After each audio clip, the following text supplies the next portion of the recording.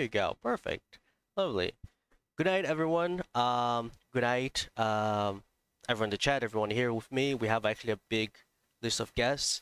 Dr. Big Gulp from CV Sapphire. I need to check if Coyotex is online from PFD. We got also from Forsaken, Peacemaker, and Notice. Good night, guys. How you guys are doing? I'm doing Good. pretty good. Good. Yeah, Good. pretty good. Pretty good over here. Lovely, lovely. So today actually is gonna be a little bit better, I think, in terms of discussions. Going over the games because we got a lot of replay files for tonight. So we're gonna be covering almost all the matches that actually happened in this week 3. So I'm actually really excited, and honestly, there's a lot of bangers, a lot of things, and I'm just excited because I think there were a lot of games, a lot of 2-1s, and that just allows us to see more and more from who's playing. So before we start, I just wanna let me see here. Okay, so I'm going. Okay, so the first game we're gonna watch is the game going Boostus versus Team Shadow Frost Dominion. This game was streamed in the ages. Um, very, very nice. And let me start by where is it? Where's OBS? Okay, I'm gonna switch here. Okay, I'm gonna switch and I'm gonna show you guys as well. This is dude, I already forgot. My mind is so bad right now. Going Hey, boosters. Hey, you're all good. it's one of those days sometimes, you know. Okay, Just, just I'm gonna restart here just so we're all on the same page. All right, perfect. So make oh. sure you guys can see on me sharing to you guys if it's good. Yeah, I can see it. Yeah, no, it's Awesome. good. The volley poppy. Okay. Oh.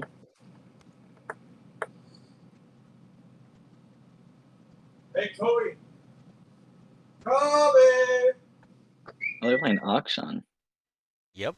Auction mid, Tristana bot. What else is interesting here? Oh, by the way, this was after Kaisa got nerfed and she's still appearing. I believe she still Yeah. had like a lot of teams playing Kaisa this batch. Yeah, I think she's still strong. I think a Hey. lot of it's just based on like seeing pro play, and everybody's like, "Let's look." Yeah, I think like action is. Oh, sorry. Kaisa has like pretty decent flexible kit and build. Yeah, you can go poker dive still, Yeah. Yeah. because really the AP, nerf isn't there AD. for that much. Mm-mm. Next match is they're supposed to like giga nerf it though. Thank Yep. God. No. Okay.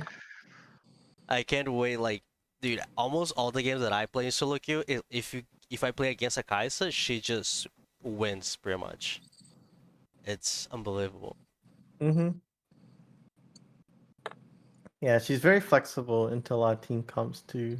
Yeah, it's the same thing with Varus. I feel like Varus seems really OP in solo queue, but I feel like it's because like it can be like blinded really easily, and you can just like flex it with whatever. Oh yeah. I like never see Varus anymore. Oh. I see him a it's such- little bit on pro play. Oh, and just a reminder, this game here, I believe there are a couple of changes on Boostus, on going Boostus, because Boostus himself is playing as a jungler here. Yeah, So they made some adjustments for this week. Mm-hmm. but it's just because they need a sub or something, right? I don't think that's permanent. I don't think it's perma, but it's definitely interesting to see like himself just moving to a jungler position. Yeah, What does he normally play? He's ADC. ADC. Oh. Okay. That was definitely weird for them to stay there.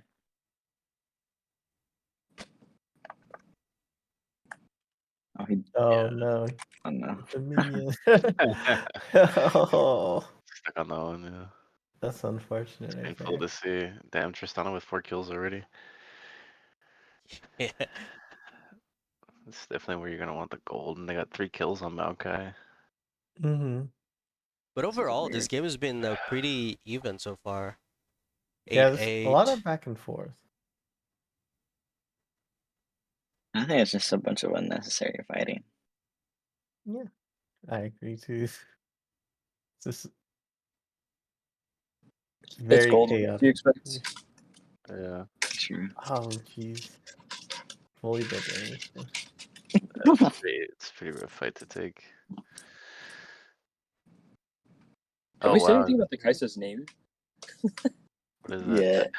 Definite lesbian.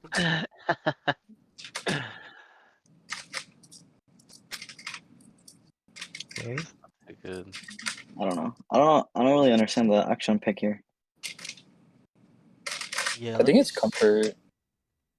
Maybe. It's the only thing I Oh can wow. think of. let me Yeah. see on the let me see on the Yeah, no. draft.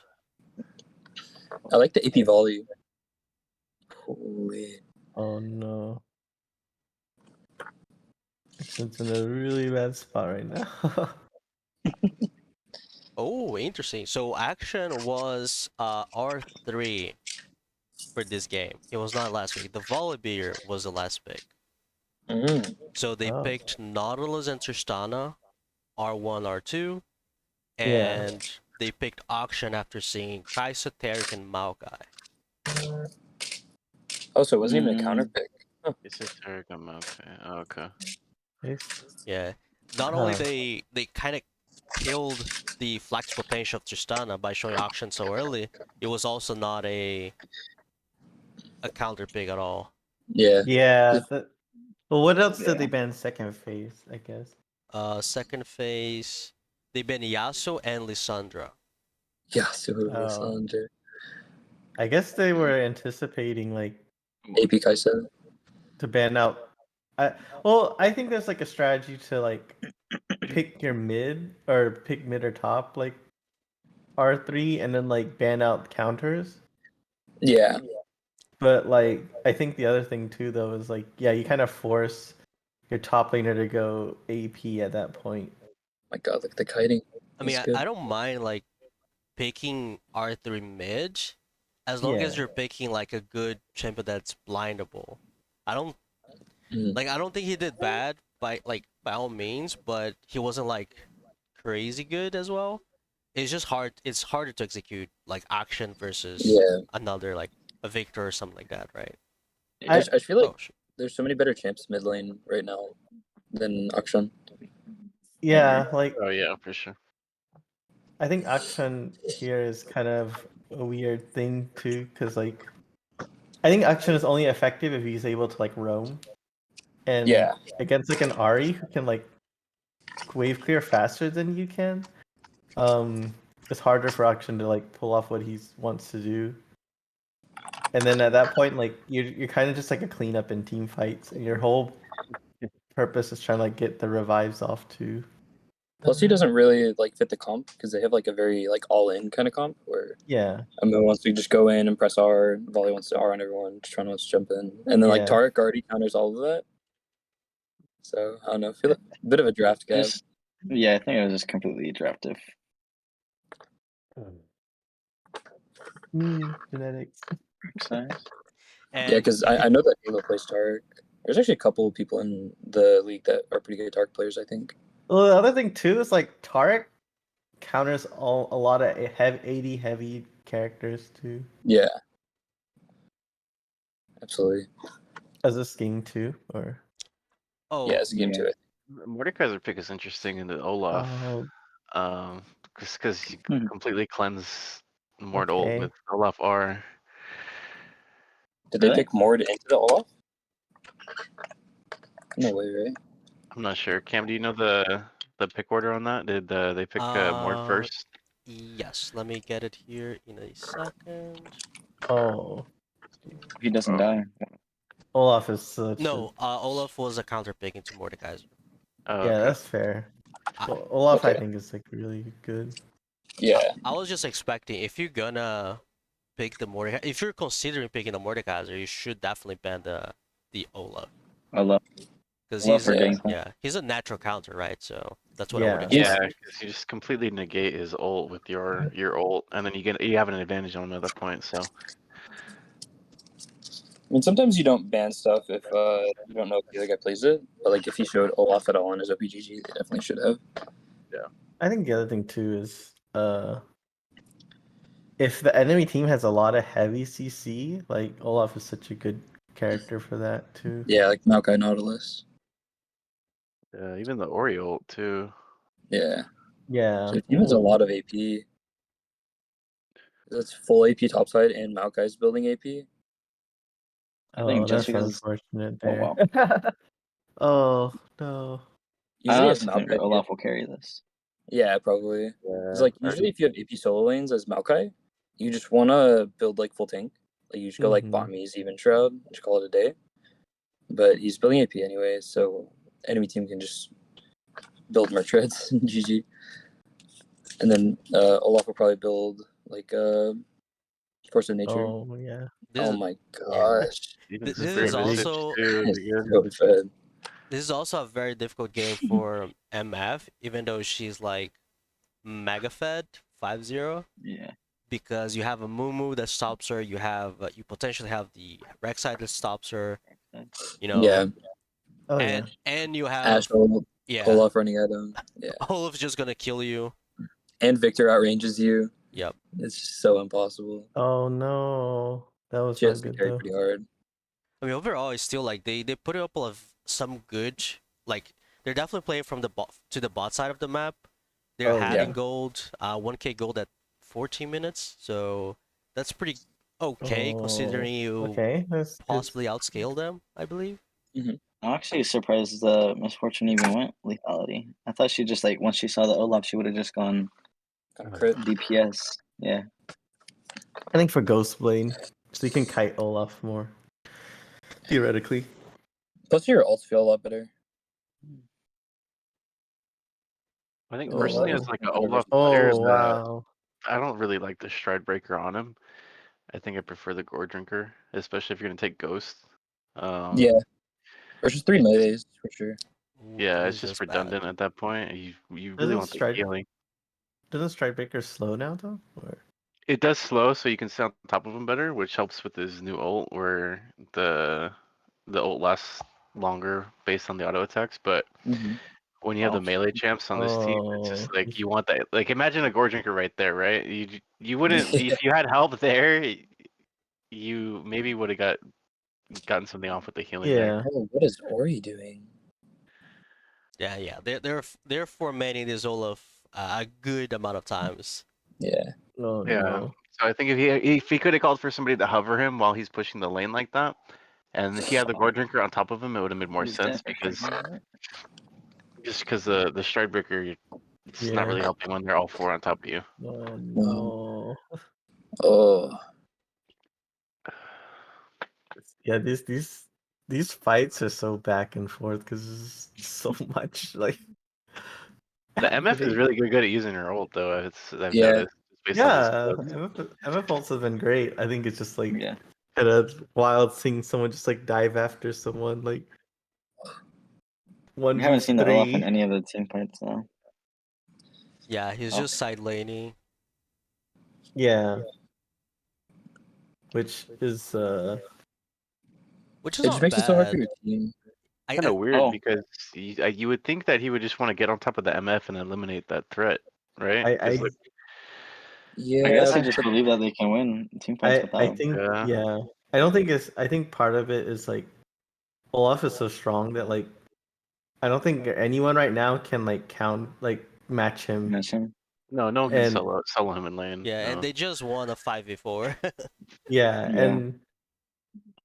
and the thing is like if they Oh like the wow. only person right now is like super fed is the MF. So if MF is like gets a good ult, like they win. But if she cannot get a ult, then like I think the other team wins.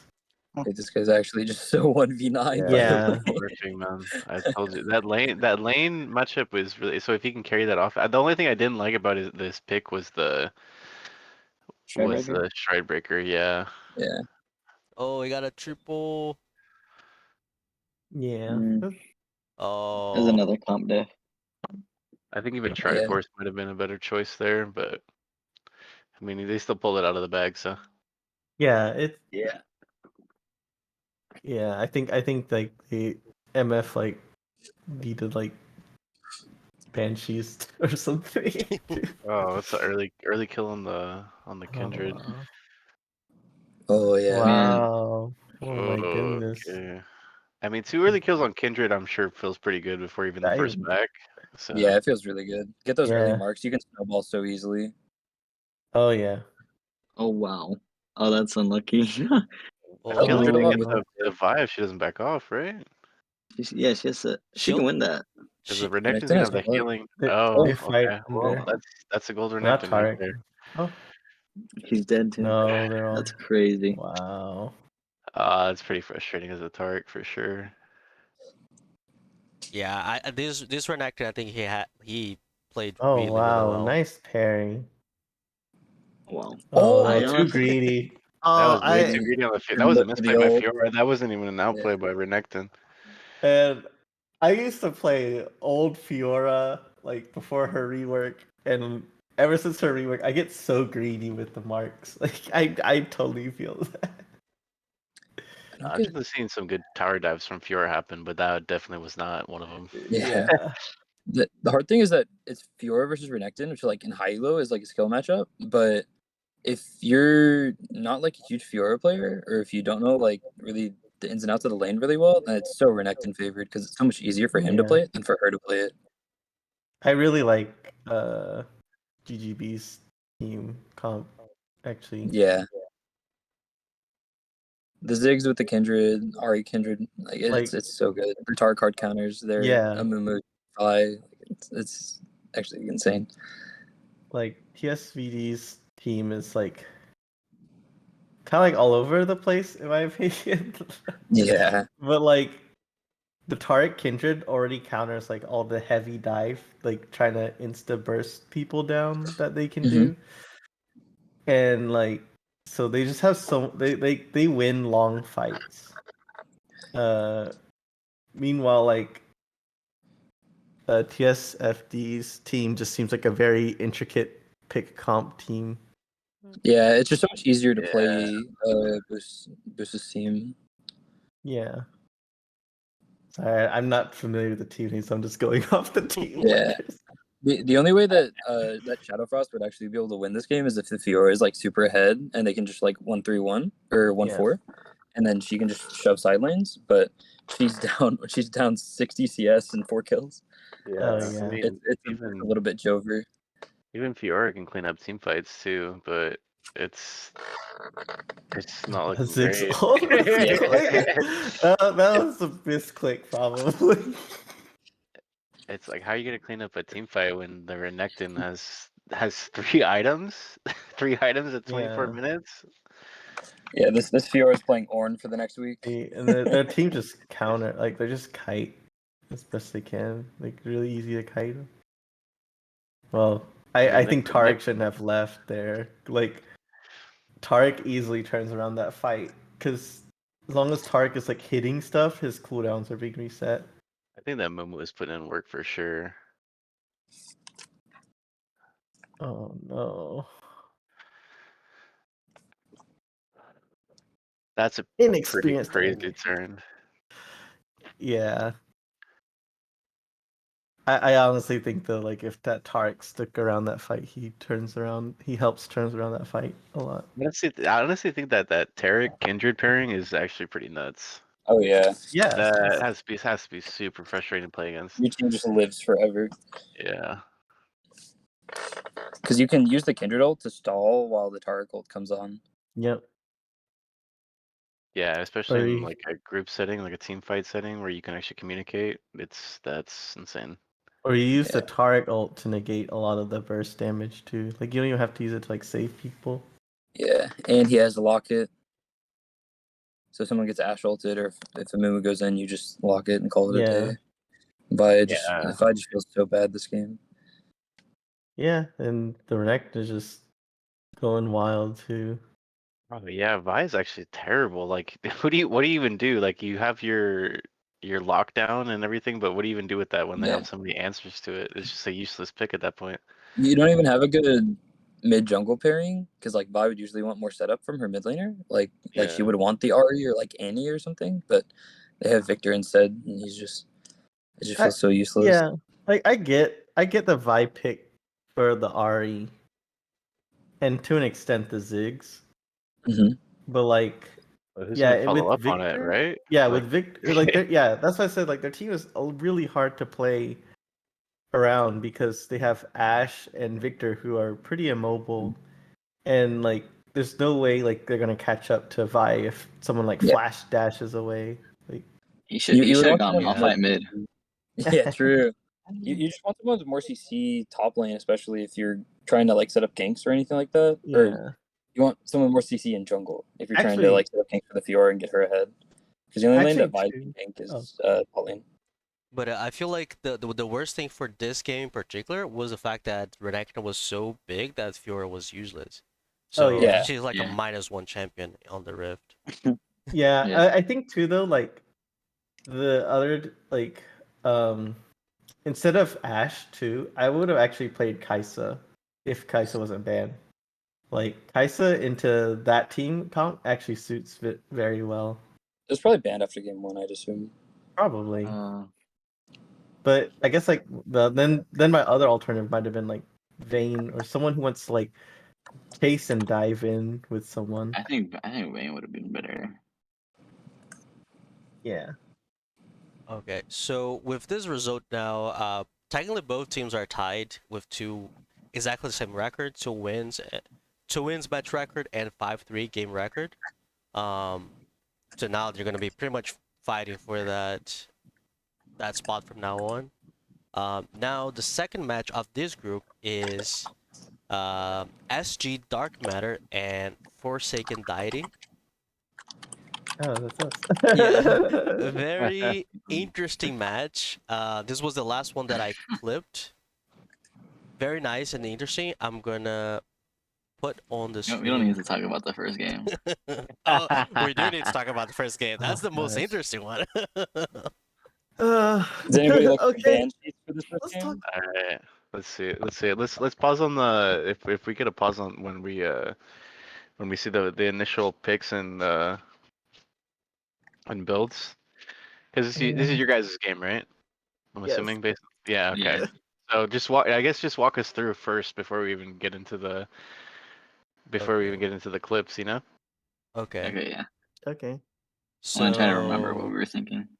let No, well, me. yeah, Cam, play this initial so that we can see what they picked and then they can walk us through.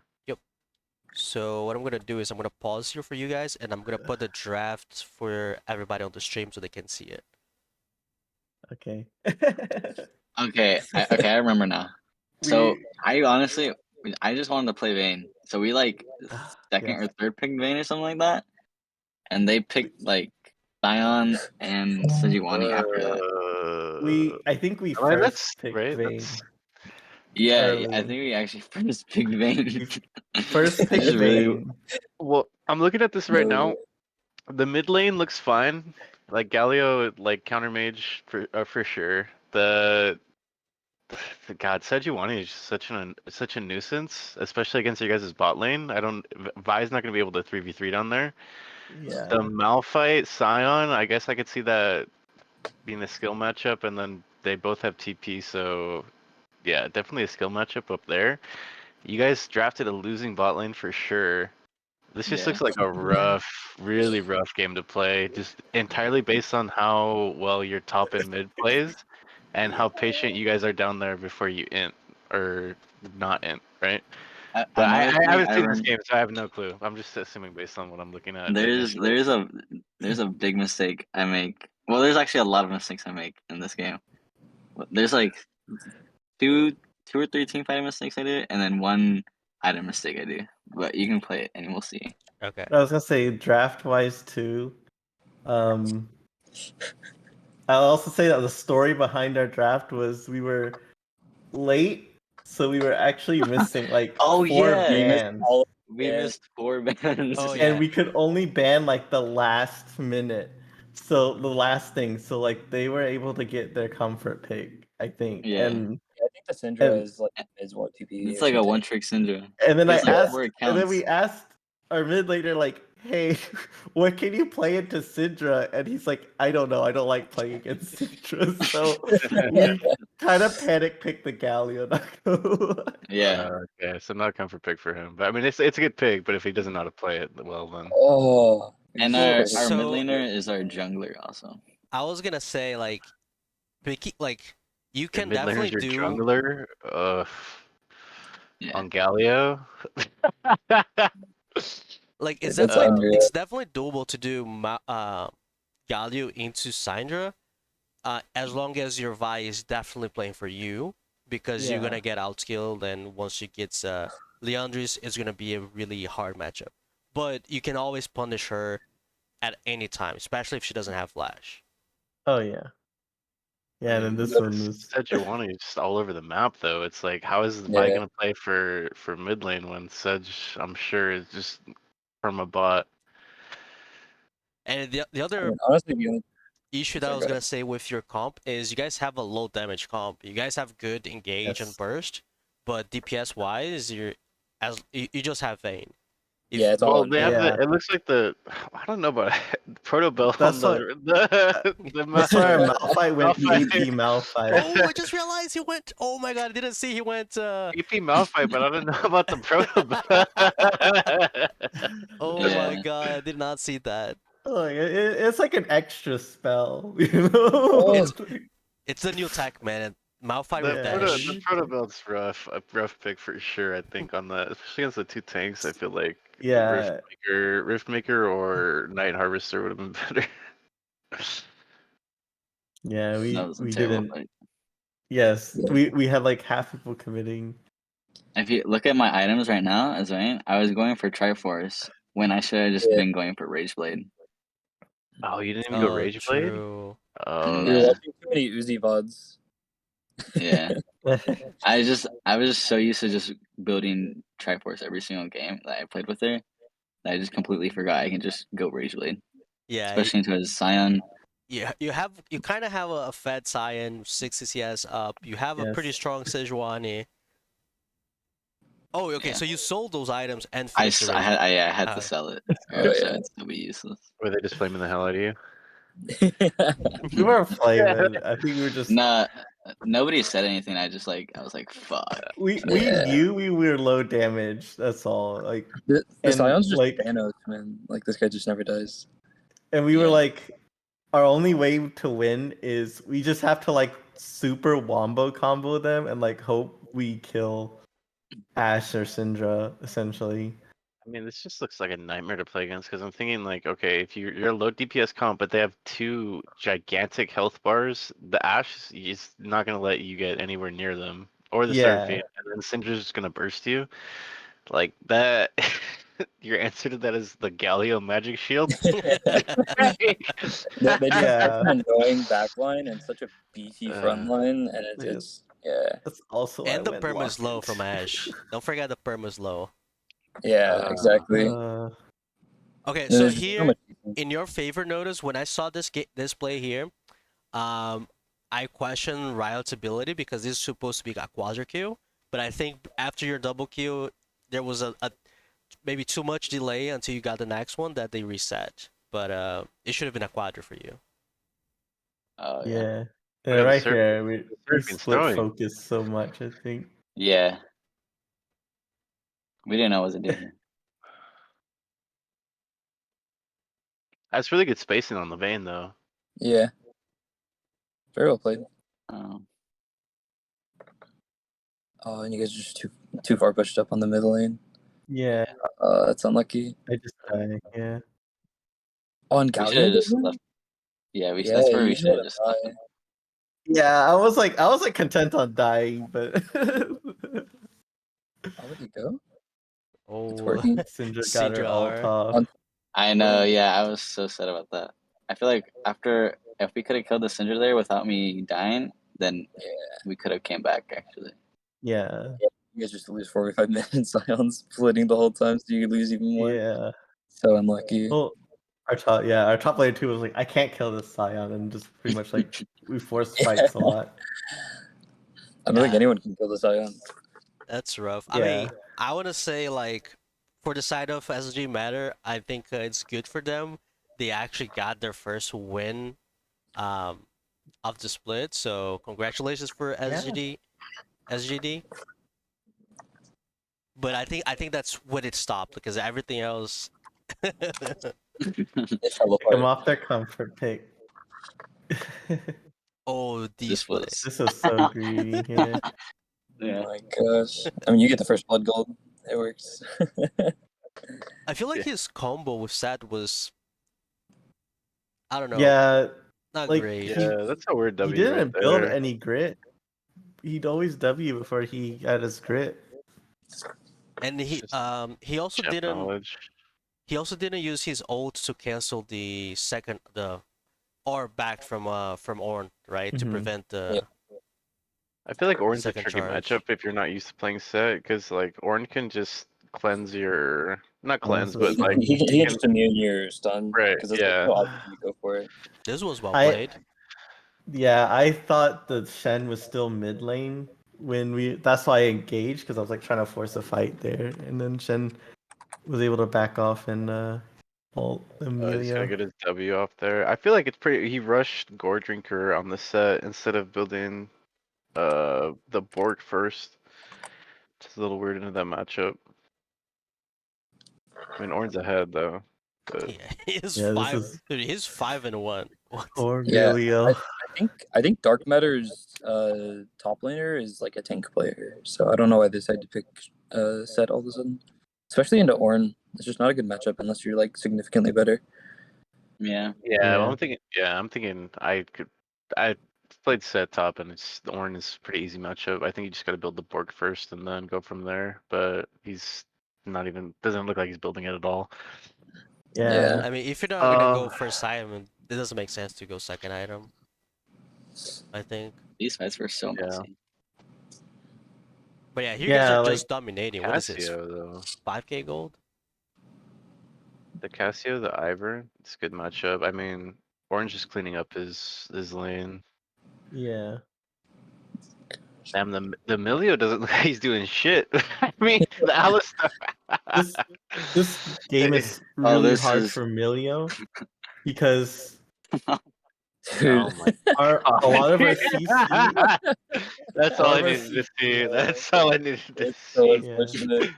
I was gonna say a lot of our CC's knockups. So there's literally nothing he can do here. yeah. Yeah, that's a really weird pick. They The picked it Shen, I mean, so early. The Shen jungle is really weird too, but I don't know why they picked Milio so early too. Because like unless they were trying to take it from me, but yeah, this Oh is a really yeah, quick this is the game. Wow. play. I think they just wanted it with the Ash. Figured you guys would ban it. I don't know. The pentakill. yeah, Congrats. Yeah, I I didn't think you're mind the the good Silas one. pick, but the Shen jungle is pretty, especially yeah, because they just came off a Sejuani game. yeah. Well, we banned Sejuani, I think. Oh, okay. I mean, there's other tank junglers you can play. Yeah, Oh, this was unlucky. yeah. I thought Victor was coming. I thought Victor had ult. I'm not gonna lie. I thought he had ult when he was coming down, so I was like, I'm gonna keep him here. Oh no. I really like the Namor Kate. Did you guys R1, R2 that or? I think so. I counterpick Nautilus. Oh, yeah. I think, let's see. yeah. I like picking Morgana into engage paint. This is game 3, right? Yeah. Okay, so you guys first pick the Ivern. The answer Sejuani Nautilus. You guys did Morgana Caitlyn. Yeah. They finished the first phase with Azeri. For the second phase, they blinded Ornn. You guys answered or got Victor, and then they counterpicked Orianna into Victor. Yeah. Which, Yeah, I was so confused. They picked the Zeri instead of Caitlyn. yeah, I mean, it was she gets kind of ahead in weird. CS, but That's only because she has static shift. Some mess on my screen right now. Yeah, What am I looking at?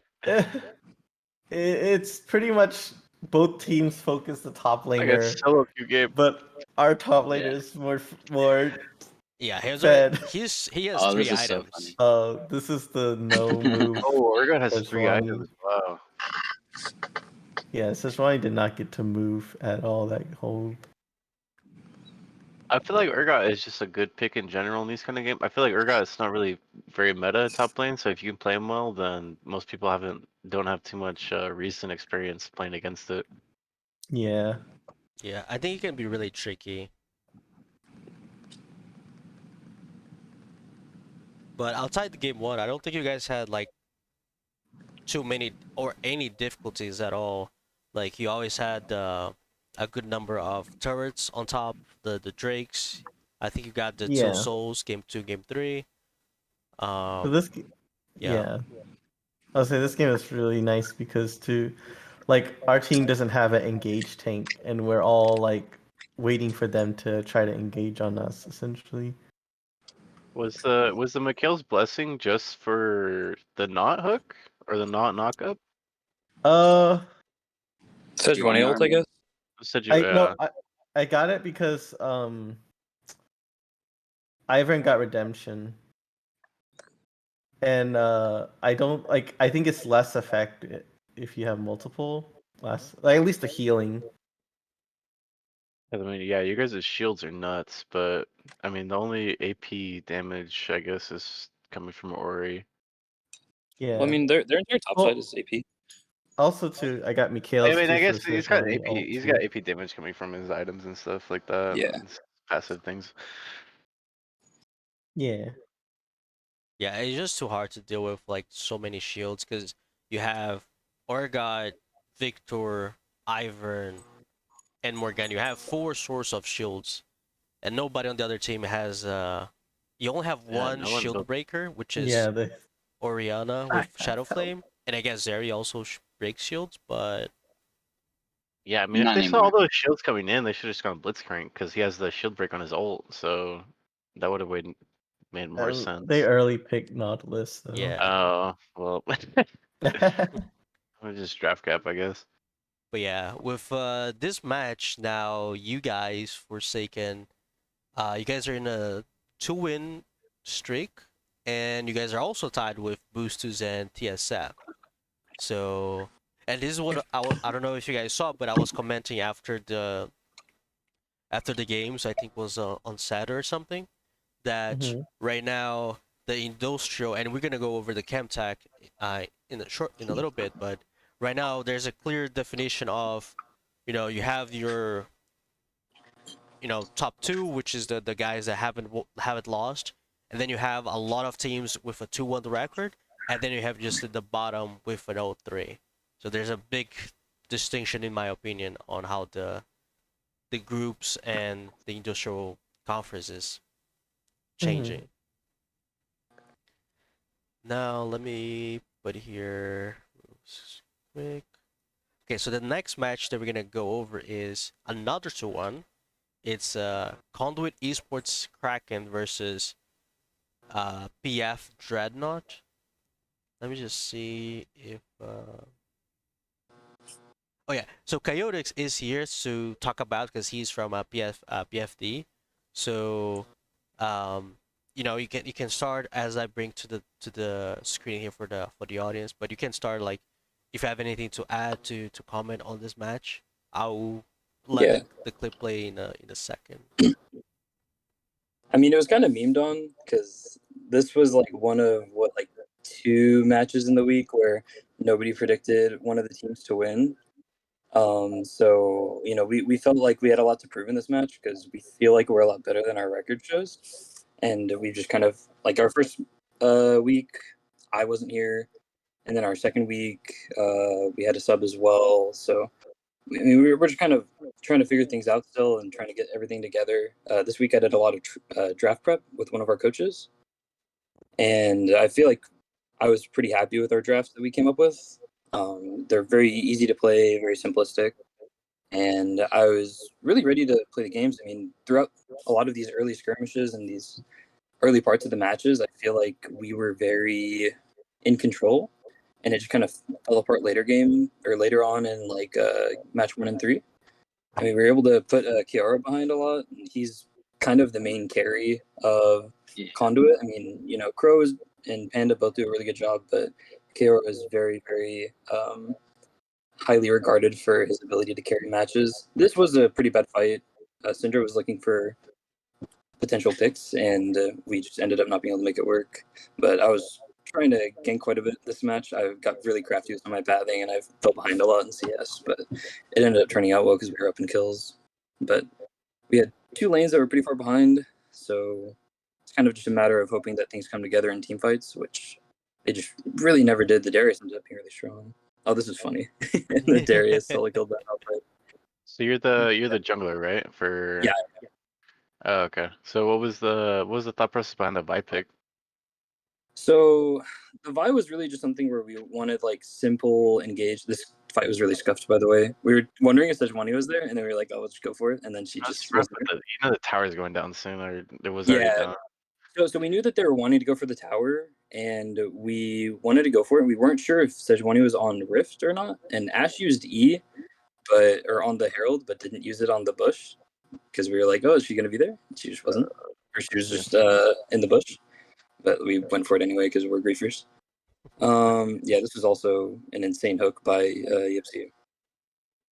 But yeah, I mean, the white pick was just wanting simplistic engage. We were just wanting a good way to get on top of the ADC really, and just pick him off. And I was perfectly fine with trading my life for his. I think I should have gone Sunder this game instead of the Radiant. But I think that that's really the only thing I would really change about what I did this game. We ended up dropping off a little bit of our Vi prio just because it felt like I was getting bursted too easily in a lot of these fights where like we would maybe get our one target, but then I just immediately die because we just weren't able to do much more on after that. So I stayed more towards tanks the rest of the series. Was there a different champ this specific game that you thought is a comfort pick for you that you could have done better on? I Besides was the thinking Vi? maybe Maokai, but I don't know if it would have fit our comp as well. Plus, I feel like it's too much AP. Yeah, So I we mean ended you up get going for the Vi. And like I said, I just really wanted the lockdown on the ADC because we just wanted to make sure that Kiora couldn't play the game. But Darius and Ori ended up being pretty strong, and Ezreal got back in the game off of that bot lane 3v3. Yeah, I was gonna Ezreal for say sure. that like your guys' early game was pretty good overall. You guys were ahead in Oh a wow. couple lanes, and Azriel only got big because he got a triple Q out of that play, plus Yeah, the turret. But outside that, I think you guys had a pretty solid game. Only like mid to late game, like things start falling apart because he was already ahead. You guys started getting picks for the Baron and other objectives, but yeah. Malphite also got picked twice before objectives, so it made it really hard for us to be able to play a lot of the fights. But yeah, like, it is what it is. I was pretty happy with how close it was early on, and then they just pulled away from us because we griefed a little bit. This game was actually a banger, by the way. There were so many 5v5s. And just like big skirmishes. This was insane because Zuko landed the 3-man Q early on, and I died, but exhaust on the Kaisa just made him deal like no damage for so long. And then it was just a triple kill early for the Horus. And from there, it should realistically just be GG because, I mean, this guy's just going to carry the game. Yeah. Wow. Or at least I'd really hope so if good. my AD carry starts 3-0. So how did he decide to build the Varus going forward? So he actually went hybrid. This is a build that he saw in like Korean solo queue or something like that. And it's a Duskblade into full AP. Huh. Which is really weird, but you get the Duskblade utility and the hybrid damage from it, and then you just go full AP from there. And it's been pretty broken. We played it a couple times in scrims. is it I similar like to the Kaisa one? Because I've seen a couple people doing that same build, but for Kaisa. it's a similar idea. I think the Duskblade is a little bit better on Kaisa because she likes to shuffle around in fights and stuff. But this play was actually so grief because we didn't kill the Kaisa because Zuko started walking away, but we still kill her and she loses the wave, so it's not bad. But Yeah, I don't know what Poppy was doing here. This is kind of confusing. looking at what you guys did in the past few weeks versus this one, I definitely think you guys were a lot better, and it felt Yeah. like you guys were like so much. You guys were playing together more, right? It Mhm. felt like you guys were more of a team. So very very good to see like you guys pulling off that, because I was gonna say like starting O3, it's gonna be rough, but you do have 5 to 6 more weeks, so there's definitely still ways to come back in the league. Mhm. And with the Oh, I performance against oh wait, yeah, oh sorry. Whoa, what was that? Yeah, It's that was the a good Urgot Zoe. flipping Zoe while she was like mid ult. Yeah, it's been getting better. Our scrim results have been a lot better, and things have just been coming together more. I wasn't able to make it the first week because I was out of town, and so we had a sub jungler who is very well known for being horrible at calming. You cannot have a frontline jungler that does not talk. Plus, I'm usually the main one that does macro on our team, so it makes it even harder when we lose our like IGL, and then the team just has less direction. The second week was really poor. I think we overcomplicated a lot of drafts, and the games were really unplayable, partially because of that. And then I think that we just overall didn't play up to standard. So after that second week match, I got together with one of our coaches, and he flamed my macro and like everything that I do for like 4 hours, and I'm better for it. There you go. 4 So hours? like, yeah, literally 4 hours. I'm not joking when I say that. It was a fun time for me, but I learned a lot, and we're all really hungry to get better. So I'm I'm surprised Kaisa went AD here. yeah, I think think that they were just relying on the Zoe. I think apparently Crow's Zoe is pretty like renowned, but oh, this play is really good. Yeah, I By the believe way, she's a our one trick Zoe. yeah, so yeah, I think it's like that in solo queue or something like that. But I think she's been playing like more like Ari, Seraphine, Oriana in their actual matches. But I our think he Urgot, just our top laner is actually a support player, by the way. He's like first timing most of these chimps, so it's hilarious. Oh wow. oh First that's time in Urgot? That's kind of insane. I think he played a couple of Urgot games. He said, I think Scion he literally first timed in our third game. But yeah, it was just it was a fun time. He played really well. Oh, that's cool. Is that gonna be your promo top laner now, or? We're looking for tryouts. Our previous top laner, Raka, he has work conflicts, so he's not gonna be able to make it on Fridays for game day anymore. Oh, I see. That's always Yeah, so it's kind of unfortunate because he was a really good tank player, but I mean we'll be okay. We have another top laner we're trying out this week, I think. Yeah, I mean it's still early days in the league, so. Yeah, there's still people floating around.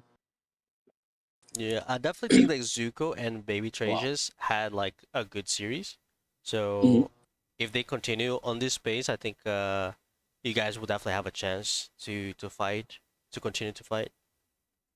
Yeah, it's kind of my fault for like Rages in the previous week Ooh, didn't like I beautiful don't remember what shot. happened in the first week, but Rages in the second week didn't do very well. But I think part of that's because of me because I wasn't giving his lane like any pressure. But we've worked a lot on me ganking mid and giving it more pressure, and it's helped him a lot in this series. Plus, his Syndra is really good. He's playing out of his mind. Ooh, this was actually a pretty good play.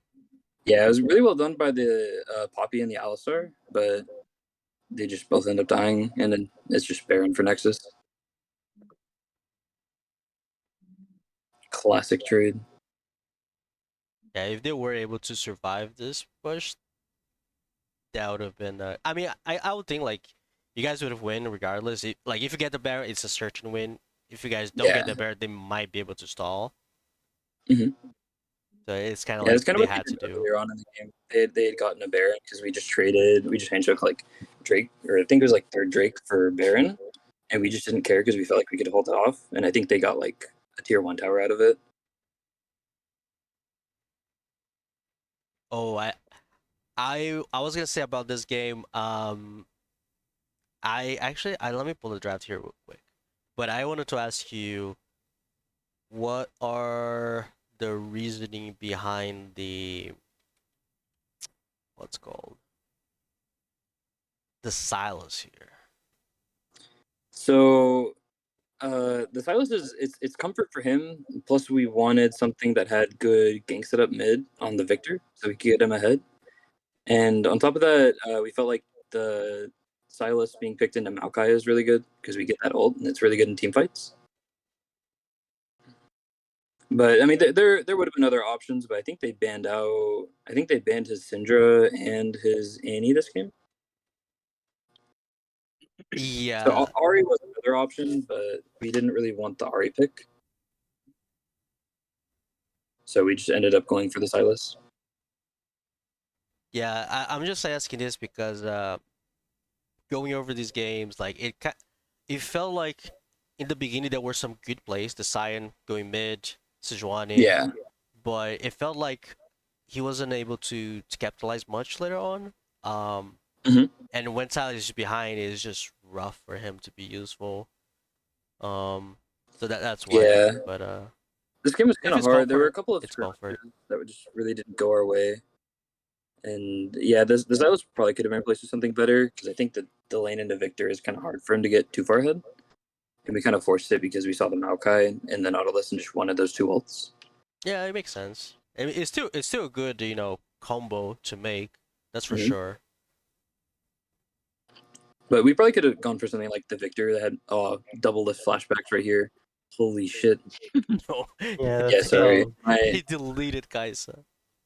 Yeah, don't worry, he got flamed after that. But yeah, this house probably could have been replaced with something else that has more like backline DPS since we have the Sejuani Scion frontline. And you just want to take advantage of that, but we weren't able to frontline very well, honestly. Yeah, this fight was really scuffed because we should have killed Victor, but they called for us to peel backline, and so the Scion turned around and his support instincts kicked in, and he was trying to help out the Silas, but instead we should have just killed the Victor and continued. Yeah, this Either bot that or back played earlier really on, well here. wet noodle fight here. because we really should have won this because we traded. What was it? It was all five of us, and we killed Darius, I believe. Yeah, I think we killed Darius right here, and then we should have just been able to turn around and 5v3 their bot side, or 5v3 like Maokai, MF, and Nautilus, or we should have just kept going for the Victor and left. But neither of which happened, and then Kaisa died, and we all just kind of slowly got picked off one by one. Oh yeah, Zuko had an amazing game this game here. Yeah, he played really well. Oh yeah. Yeah, I feel like your guys' bot lane has been outperforming theirs actually. Yeah, and then the MF just gets the kill right there, and then it just suddenly feels bad because we trade 1 for 2. We get the Nautilus kill. But from here, it was just a lot of really poorly played team fights from us. Like right here, this was really bad. Watch Kaisa right here. Oh wow. It's, and it also went into their entire team. So a lot of it was team fight micro and maybe 1 or 2 macro plays. Like right here, we shouldn't have gone on the Maokai because we were looking because Darius was bought with no TP. And we were thinking that we could maybe take a 4v5 and win, but we went on the Maokai instead of Oh going on yeah, the MF or the Victor. And so we Kiora. just He the fight. literally flashed into Zuko and was like, okay, you don't play this game. Yeah, they played that fight really well. But like the early to mid game was very competitive in both game 1 and 3, and then game 2, we didn't stomp, but we had control of the game most of the time. And it felt really good because I feel like even though we lost, and I feel like we should have won, we did prove ourselves for the most part, and that we're not just like a bottom tier team. I feel like we can definitely hang with the best of them because I think Conduit's ranked as like a top 3 team right now, right? Or top 2, something like that. Yeah. Yeah. Yeah, they're So They're really I mean, we good were able team. to hold our own versus them, and I feel like it'll be the same versus all the other teams. I feel like we're definitely up there. We've just been underperforming, or everybody hasn't been able to make it. But once we get our roster settled in and we play the same 5 people every time, I think we'll be really good. Yeah. Yeah, I mean, you guys definitely have the chance, and I'm looking forward to see you guys making being able to come back. It's definitely not going to be easy, but I think it's still possible. Yeah, yeah. Next week we play Dark Matter, I think, and so we kind of have that to hopefully rack our first win and then move from there. Sounds good. So yeah, so these are the three games from the Hackstack group. Um, yeah, so right now we're looking at Kraken 3-0. Then you have pretty much tied in second Shadow Frost going Boostus to 1 with a game differential +2. And then Forsaken has a game differential +1 coming in fourth. Then PF with 2 isolated wins. They have a -4. And then last place is Dark Matter with -5. But yeah, still a lot to see on these games. Now we're gonna shift into the Chemtech group. The Chemtech group, we only have we only have clips for one series. I didn't have the time to go over the Worth versus Dynasty that was streamed by Dynasty, so I'm just gonna put on the results on the screen, and we can talk a little bit about it. And same goes for Pink Chillers versus CB Sapphire. Um, but I believe uh, Dr. Gulp is here. He's from CB Sapphire. He can maybe share some light here of what happened on that series. Yeah. So let me go back here. Okay. So I'm gonna bring first. Actually, let's talk about your series first. Let me bring game one for oops,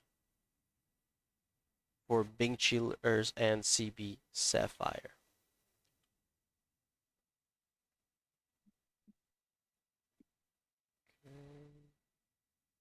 Okay, I'm gonna put on here the actual draft or the actual results. Okay, so here we have. Oops. Yeah, so this is our first game. Um, so I've been a part of the CB org on a different team. Um, we were gonna be playing in the Blue Water League, but a lot of the people on my team had schedule conflicts, and so I was just kind of like a free agent for them, the CB org, and CB Sapphire needed a jungler. So I this is actually my first like game with them. We had like a ranked flex session before this, but aside from that, like this is my first like outing with them, so I can't really like give you too much info as to what the team dynamic is. I'll say that our top laner is the team captain. He's like Sanders in the GS League Discord, but uh I'm not this draft, it felt really hard to play because the the Malphite and the Amumu were arguing on who should go in first. Um Oh which no. is a little difficult for the other three of us because we're just waiting for them to do something so that we can go in. Um we were like, okay, well maybe I can go in. I'm the jungler, so I'm playing Wukong here, and so we were like, okay, maybe I can go in. I gotta set up a flank, and then the first time I try to do that, I walk over like 4 wards with my sweeper. Oh So no. I was like, I'm not setting up a gank on this. I will say that their jungler is very good. We were looking at their team, and I think their jungler was Emerald 4 rated. Mhm. And I'm silver 1. So it was pretty difficult. Trundle is definitely a mental block for me. I play a lot of melee junglers. Um, and obviously Trundle excels against bruisers. And so this game was just a nightmare to play. Uh, Yeah. there was there was I mean, obviously, like the scoreline like tells you that like we weren't like engaged, don't engage. There wasn't too many fights going on during this game. We just couldn't really decide on when to go in, and so they just kind of slowly crept into the base and eventually took it over. Yeah, it doesn't look like it was like a long. I mean, it's a 29-minute game, 11 kills for Big Chillers, 6 kills for you guys. So it doesn't look like there were many fights, but probably they were, getting objectives more than you guys because they had one Baron, 3 Drakes, and both Heralds. So it looks like, I don't know, maybe for the nature of how, you know, because I don't want to say, but you guys are coming from an IBS profile, right? So Yeah. maybe sometimes you're not taking the fights or not trying to do something that you could, and potentially just giving up your turrets because of something. That's kind of how it feels looking at a low kill game. And it wasn't like a complete stomp because 29 minutes actually is a pretty average time. Um, but yeah, it just feels like you guys weren't fighting back or fighting at all, just try like to survive in the game. That's kind of how it feels from the result itself. I have All a right, I question. think. Yeah. Yeah, go for it. What were you like when your top laner and your support are arguing about who's to engage? What are they arguing exactly? Like, are they engaged? I was like, is it like I I said the should go other one first, should or engage first. yeah, Yeah, like so it was I'm really basically just curious. Malphite and Amumu obviously are arguing, right? They're like, who should go in first, right? Yeah, Um, the conversation basically just went like it came down to who's gonna get bursted and who can like follow up on it. I mean, I was kind of just saying. I mean, I'm brand new to the team. These guys have been playing together for months, and I just met them like, or not met. I met them before during like the tryouts initially for the Blue Otter League, but playing with them, this was my first outing, so I can't really speak yeah, to how the team dynamic is or anything like that or their character or mm, whatever. But they were just basically going back and forth about who was gonna get bursted first and who could follow up on the that's damage. And yeah, in my mind, I'm thinking playing Wukong. I was like, I just need you guys to just soak up some damage so I can make some space for ASOL and MF Yeah. afterwards. yeah, But I'm not gonna say they refused because I didn't really say anything, right? I was like, in my head, I was like, just one of you guys needs to go in so I can follow up, and then maybe ASOL or yeah, MF can do something off of that because I mean my MF has Yomu's, so she's gonna have the movement speed. yeah. Maybe she can get a pick on the Jace or the Rumble, something like that, and then we can figure out from there. But I think Malphite used his ult like 3 times. Same with the Uh-huh. They were, Mumu, so it's just yeah, they like, were both Yeah. just too scared to So engage them. yeah, I yeah, think that was because our issue this game. when I look at your team comp, I'm like, okay. In my mind, if we were playing this team comp, I'd be like, okay, no, Malphite engaged first because Milio Yeah, can't yeah, I cleanse agree. knockup, and Uh, then That Wukong was my follows up, thought too. and Okay, then well, I, actually, yeah, I didn't think about it that way. My thought process was like, I need the actually that probably would work because in my mind, the way the fight works out is that not Malphite R's, right? And then yeah, I can ER in, and then Amumu follows that with an R, right? And then at some point, I'm yeah, yeah, sure Millia would have panic ulted or something, and y- then I have my second knock up to follow up, and then hopefully during that time, ASOL or MF had time to set up an ultimate on their end, yeah. Like and it's no, with such a your guys' strange. comp, it's such a good MF angle. But like Yeah, it should yeah, from what I think it should be Malphite has to be the one to engage first, and then yeah, because Ezreal's gonna E out. So then once Ezreal E's, he doesn't have E for you, so you can just easily get the kill on Ezreal or Emilio, and yeah, then the rest of the team just already has space to Asol's gonna E or not E W or whatever his gravity the pool other thing thing, is. Yeah, the other thing too So is if even if Amumu Qs Milio has cleanse, and Milio's Q can like if he times it right, he can stop the Amumu dash. So it's like his Milio's Q isn't gonna stop Malphite ult. Like Mhm.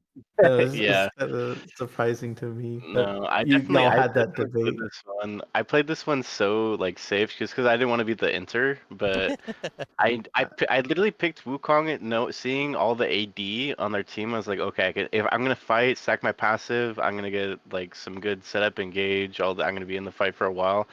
Yeah, None of those kind of fights ever happened, just because we could never yeah. decide on going in on something. That's why you see so many objectives on their side, is just because we couldn't figure out when to go in, when to give up an objective, Oh yeah. that kind of thing. For Yeah. I think you guys can also just like engage on their Trundle and like just perma CC him the entire time, and then that should be a free kill for the MF and ASOL. I yeah, think you guys Yeah, can burst I it in think time. they got a few early ganks off, so they're scared of the 6-0, just seeing them with the 3 items. I would Which I mean, say like for future reference, more of when you go back to your team, have some sort of a caller for specifically like no matter who is on let's say you repeat this comp next week for whatever reason, right? You have engage support and engage top laner. Just make sure your team is follow the structure of a call. Like have a shot caller that's gonna say, "Hey, you go in first, second person goes next," and then you always repeat that and you practice it. That way, instead of you just maybe you'll be able to cut on a little bit of the argument and just be able to practice your execution. Because once you guys start practicing execution, it doesn't matter if the other team has like a 10-0 Trundle. If you kill him, you probably can win the fight. So that's for future reference. I would try to bring that idea on so you can start practicing, and then once you guys have like the execution part settled, then I think you guys will have more success. yeah, no, for sure. I think mainly this game was just, I mean, it's still early days playing with this team, and I'm still, this is not a comfort pick for me for sure. Um, typically I get like 3 bans in these games. Like looking at the bans, the Diana, Olaf, Echo, those are all my bans. I'm actually Um, surprised they banned the Fury there. I was expecting someone to pick the Fury. I don't know if well, anyone picked the Fury, by the way. If anyone knows, our please tell me. our mid laner plays in the Fury, I guess. So I don't think we could have picked Young. So I'm gonna bring the second game here. Game yeah, 2. Okay, so they're still targeted in the Fury for bans. Uh, so this game here, it's a longer game. It's a 40-minute game. More, I would say more of a banger. 28 kills for Big Chillers, 23 for you guys. So a lot of back and forth. I see yourself as Olaf and the mid laner are the strongest champions from your side from CB. 15k gold, 14k gold. And on the side of Big Chillers, they have a pretty fat GP, I guess. 20k gold, good CSing. Jungle and mid lane, oh, Ionian. Okay, he's also pretty fat, 18k gold. Um, yeah, Trundle was definitely an issue for us. This series, I think we definitely should have banned it. We banned his Kindred both times, so I can't really just based on us banning. I can't really speak to whether or not this is obviously our first time playing them. I think we should have banned the Trundle for sure after that first game. And kept the Kindred ban. This guy has he's an Emerald jungler with a 73% win rate on Kindred. So we had to keep the Kindred ban for sure, but um, yeah. So the second game, can you pull it up on the screen? I'm not actually looking oh, at it I'm right now. sorry. Sorry, I forgot to put on the screen. I just put on the stream. Yep, this is the one. Yeah. So I think our main issue here was we had a good early game, and then after our early mid game, we just started our Ash was constantly getting picked by the LeBlanc.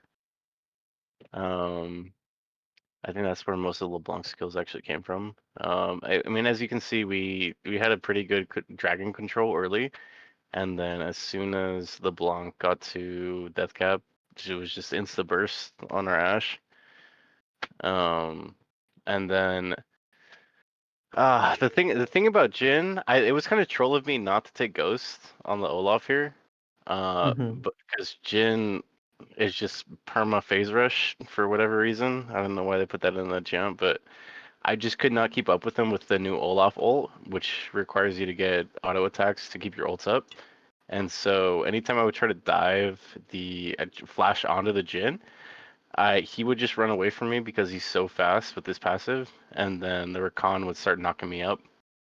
And even though I was dragged to me, the Ashe was already dead usually, and then so that leaves Gangplank, LeBlanc, and Trundle on the rest of my team.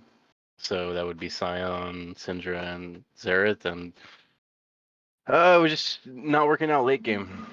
But I mean, like I said, the communication is just difficult at this point, just because this is like literally our first two actual games together, so I'm Mhm. still figuring it out. But I Yeah. think definitely the Ashes spacing could use some work. I don't think Xerath was the pick here, and I know for a fact that our mid is Syndra is not a comfort pick. But they still played pretty well. But I would definitely say our bot lane in this specific match could use some work. And even though I see that the gangplank didn't really feel that bad. The Scion, you can't really see it from clips, but I definitely say the Scion would just go in 1v5, and he would live for a long time, granted, but we were just so far away from him because he would just RN. So it's I was, like I was, you're like cross yeah, mapping the other team, and you do live for like 10, 15 seconds, but we're like in base kind of thing, you know? yeah. Your team is also like a pokey kind of team too. Yeah, Yeah. that was the issue because our Xerath would be trying to poke out, and then I would blink, and then I would see Sion in the middle of five people. Yeah, So Honestly, I it's just like sounds like a communication diff. I think you should just take the reels, tell top the shit up, and listen to you. yeah, I mean, it's we're still learning. After seeing, I went on the Aegis League the content or whatever and the predictions, and I saw that my team's ranked at the bottom, and I was like, oh hell no, we gotta fix that. We gotta fix that for sure. I'm not gonna be in last place. So I think we got like scrims and VOD reviews or something, but I definitely want to get like some diamond players or master tier players to coach some VOD reviews, because that was rough. No worries. yeah. So, now gonna move on to Dynasty Ruby versus Worth. One of the matches that we were last week, the guests and I were thinking about that's gonna be the one of the matches of the week, at least for the side of from the Chemtech group, Mhm. because these were the two like they were evicted. They were 2-0 for the first 2 weeks, and now we don't have, unfortunately I didn't get the clips from their stream, but we can see a little bit of the post match. And just looking at this, it looks like Super Grammarly brought the Super Graves and Yeah. carried the whole game. And Uh, Graves Wow. is just such he's like Graves, randomly strong Graves every is a time. faster champion for sure. yeah, and look at this. This is a 31.5 minute game. There is, dude, there is 21k gold difference between Yeah. the teams, and it's 32-11. There is a lot of gold difference.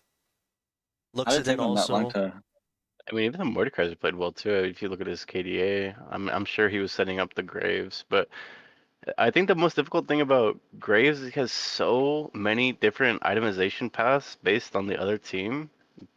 It's I think I'm looking at his build right now and definitely makes a lot of sense.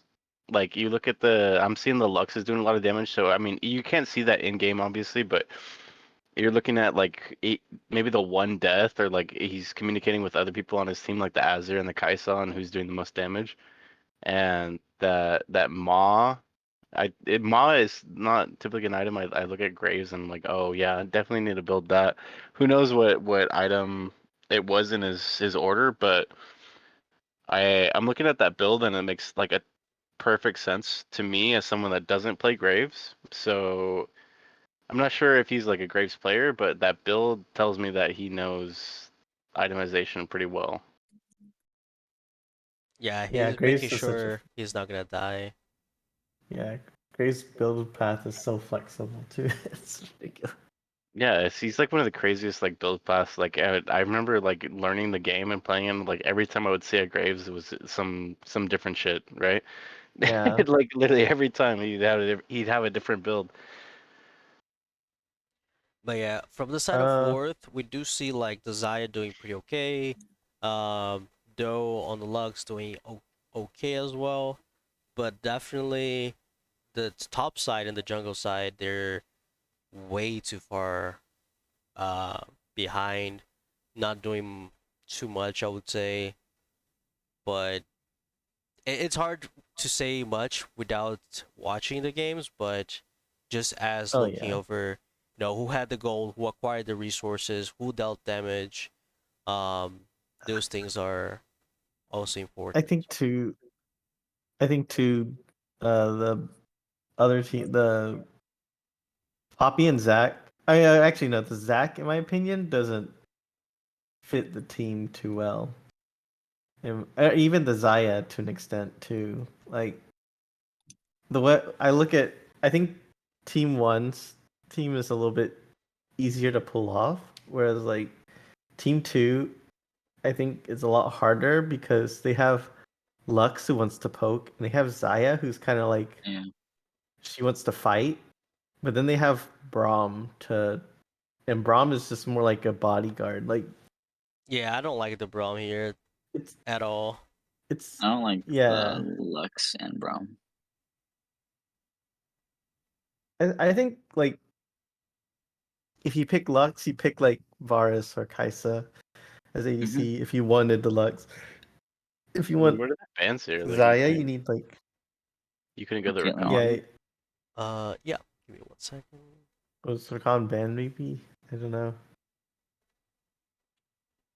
I feel This like if But is you have a yeah. Zaya 80 carry player, you need to know how to play Rakan.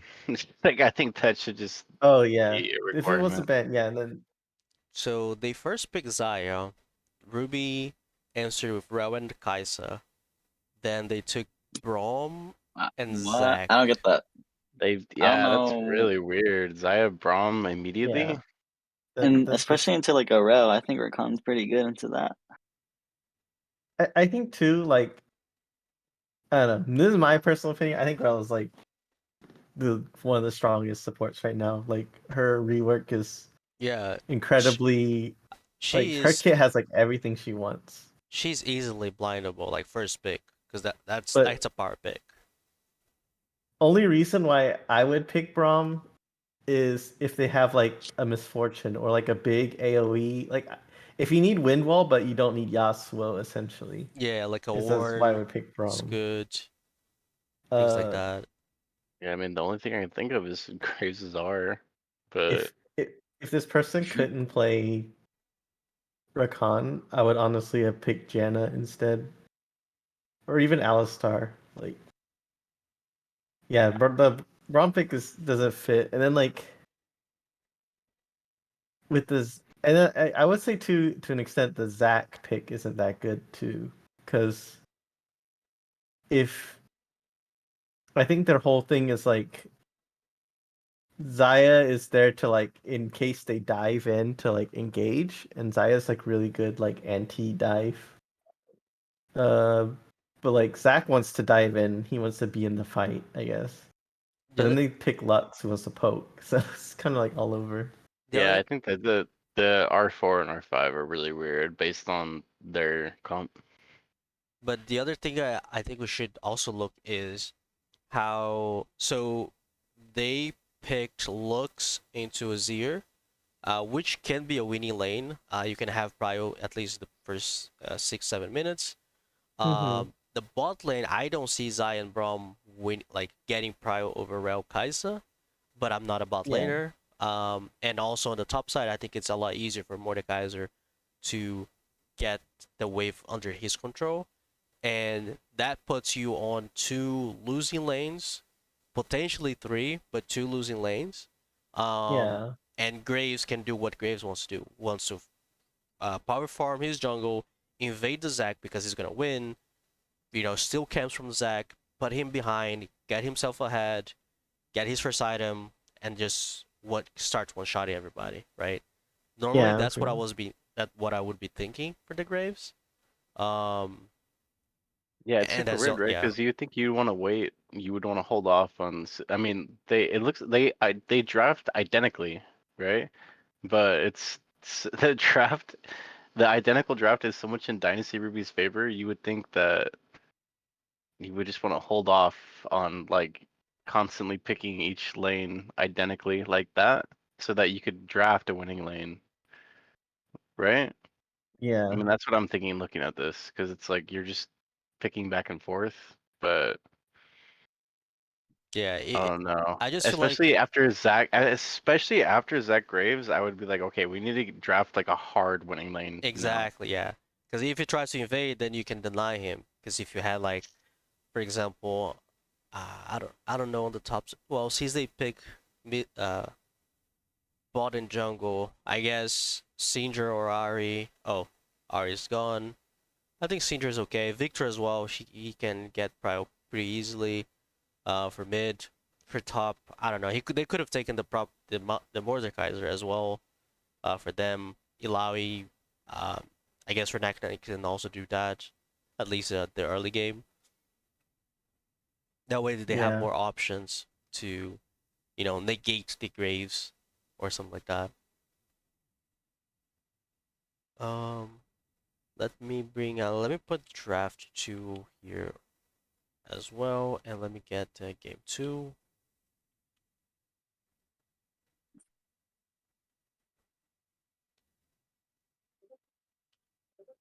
So, oops. So game 2 is a 31-minute game. Um, also looks like a pretty good stomp from the side of Ruby. 14k gold lead by the end of the game, 10 kills advantage. Uh, we have now a Rumble and a Yone popping off mid and top. Um, and just good damage on Kaisa and Kha'Zix. And from the side of Worth, you had a nasal that went 1 and 4. Still dealt a good got damage. It dealt a good lot of the. It dealt a good amount of damage. It got some gold, but not enough. Viego, it's super behind Kha'Zix and scaling Kog'Maw. So, and again another brawl here. I don't know. Yeah. It does feel like too much scaling. Um, not Oh, much yeah. on Viego. Does this dude only play Braum? Like, what am I looking at? Why do not understand the Braum pick at all. I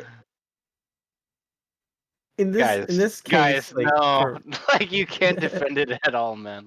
What is that pick? no, I can honest. Okay, I'll say like in Terrell, yeah, it's still not a good pick, but like That's so grief, man. as a protect the First Cogma pick. comp, it makes sense.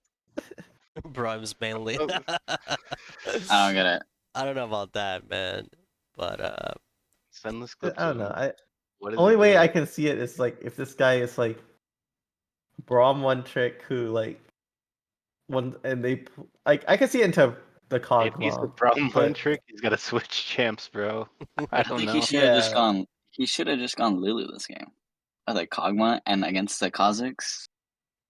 Yeah, There's no way you Yeah, just and he's don't got go a. Veigar. I mean, if the Viego gets fed too, that's a good. That's another good, target to put your Mhm. resources onto. But I mean, Also, what do you guys think about this? So two things. What do you guys think about the Kog'Maw answering to Kaisa and the rail already seen the rail, and also the Maokai last pick into Rumble? Uh, it's such a weird draft. mm, That's all I can say.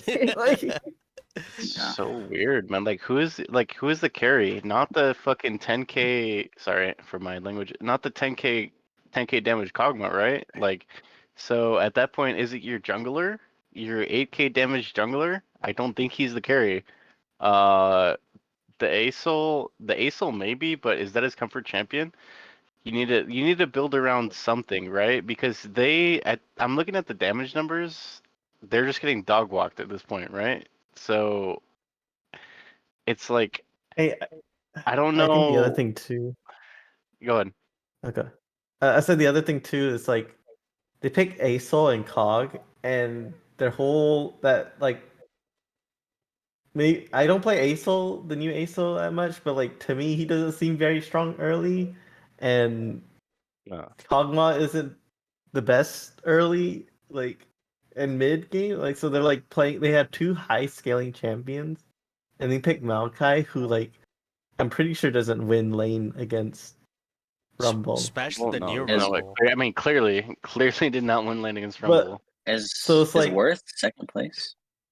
yeah, it's three weak side lanes. So like your whole goal of that Yeah, game is just we're gonna survive and try to get as much gold as we can, and then eventually scale up. But like with Kha'Zix, who is a really strong early game jungler, and I don't know if Viego is a good early game jungler, but like I think Kha'Zix beats Viego like in the jungle. Like it's Yeah, just no. yeah, Viego it's does a not rough win against draft. Cosmic early.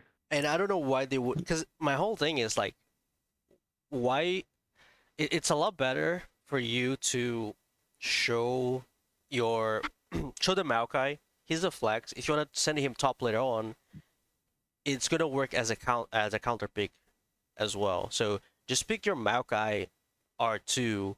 Um, give the R5 for your jungler if you want to do the Viego, because you want to watch to see, okay, what is the guy playing as a jungle, because he Yeah, saw the Viego, like, okay, I'm gonna bring the Kha'Zix. If he doesn't see the Viego and he brings the Kha'Zix still, then you can probably take something that does better into Kha'Zix, right? Or you can yeah. have another Like approach. I just don't like this Maokai last pick, because Rumble should win against pretty much anything that builds health with his new changes on his queue a couple patches ago. Mhm. And that's exactly what we see. We see a 13k damage difference, almost yeah, 5k gold for Rumble. Um, sure, Maokai didn't die, but Maokai had 2 assists in 30 minutes. He yeah. participated in 2 kills, The- so he did nothing. He literally did nothing on the entire game. I think the other thing too is like if you're a last pick, like you gotta be the you got I maybe just my expectations were like I feel like if you don't win lane as the last counter pick, like it's kind of rough. I don't. And you It's a drafted Yeah, I a don't refundable offense, understand. man. you drafted a losing lane. That's the worst part. Yeah, and the thing too, like if I was worth right now, like if we were in the middle draft and with the last pick, I'd be like, okay, early soul, are you good? Are you better into Yone or Rumble? And then it's like okay, I'd be better into Rumble. Then we figure out what. Then we like I'm gonna draft whatever wins against Yone, or even like if he's like I'll be okay against Yone, then I'm gonna figure out who I can play that is strong against Rumble, and then we play around that. Like I Right? don't Because know. they flex spectate too, right? Because they got Yone and Rumble. You swap those Yeah, two. who can You go? can't swap Yeah, Maokai and Asol. That's not happening, right? Like, yeah. Well, even then, it's like you just switch the lane or something. Like I don't know. Yeah, It's I don't kind of know. weird. This is a super I awkward. think it's just a team diff. I think we should just leave it a team diff. True, true. All right. Draft So, draft is stressful. oh yes.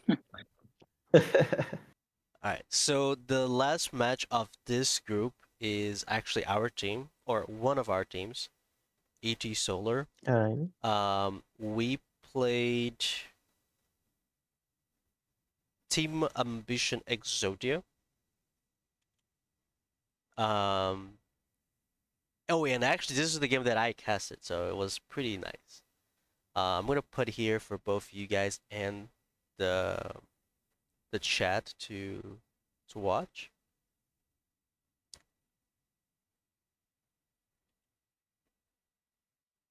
Did it go? Okay, here we go. Yeah. So this game, I was casting with my friend Loki from TPO, Mhm. and it started off pretty good for TA, to be honest. They got a pretty good advantage in terms of kills at least, but they weren't able to Mhm. solidify that lead into actual like a lot of gold lead, right? I think the max they got Mhm. was 1.5k, maybe 2k, but they were always behind. There was like behind in CS mid, pretty much even in the bot side. The queues, I believe we will see here, the Malzahar started ahead of the Tristana. Um, Mhm. Kaisa got a couple queues. I think the best player in TA this week was definitely Darter Wolf, but shout out to Aries. I think he had a pretty good series as well. Very good start on the Rek'Sai. Yeah. Rek'Sai is like definitely one of those like you gotta get ahead early. Yeah, and we had a lot of blunders like this one here. I think Uh, oh no. I mean, for you guys, Uh, I think Echo Rek'Sai is a pretty rough matchup, especially if your laners are not respecting the ganks or the fights early. Um, Ezreal Alistar, I feel like if I'm seeing that in my solo queue games, I'm kind of like, I don't know. I actually don't mind it, I think but you too, have to be a like good Ezreal. Yeah. I think too, like picking the Tristana. If they pick like maybe Tristana Alistar and use the Tristana as a flex for mid, maybe that's the only thing I can think of. Honestly, looking at this, the only pick I actually do like is the Tristana because I know. I mean, looking at this, maybe it didn't happen this game, but I feel like the Tristana is a pretty good pick into Malzahar. I don't know how the draft went necessarily, but I mean, just look at that. Yeah, just Yeah, completely got blown up there. Maybe it happens again, but that was a I really feel good like stop too. that Wow. matchup is super easy for her. But again, right, that Rex side, it's just nuts. Yeah. one of the things we were discussing on the stream was the fact that okay, they drafted Gwen and Tristana, and technically they only have one tank, which is the Alistar. And we were like, okay, you never want a team fight. You don't want a team fight at all. You just want to play 1-3-1, get pressure on the side lanes, maybe draw 1-2 guys, fall back, and have your team do something on the other side. And that's they didn't do this for the first 15, 20 minutes where we saw many team fights. And after this Baron play here, that's when things started to shift a little bit, and the team started playing a little more towards the side, to the sideline, especially with Tristana and Gwen.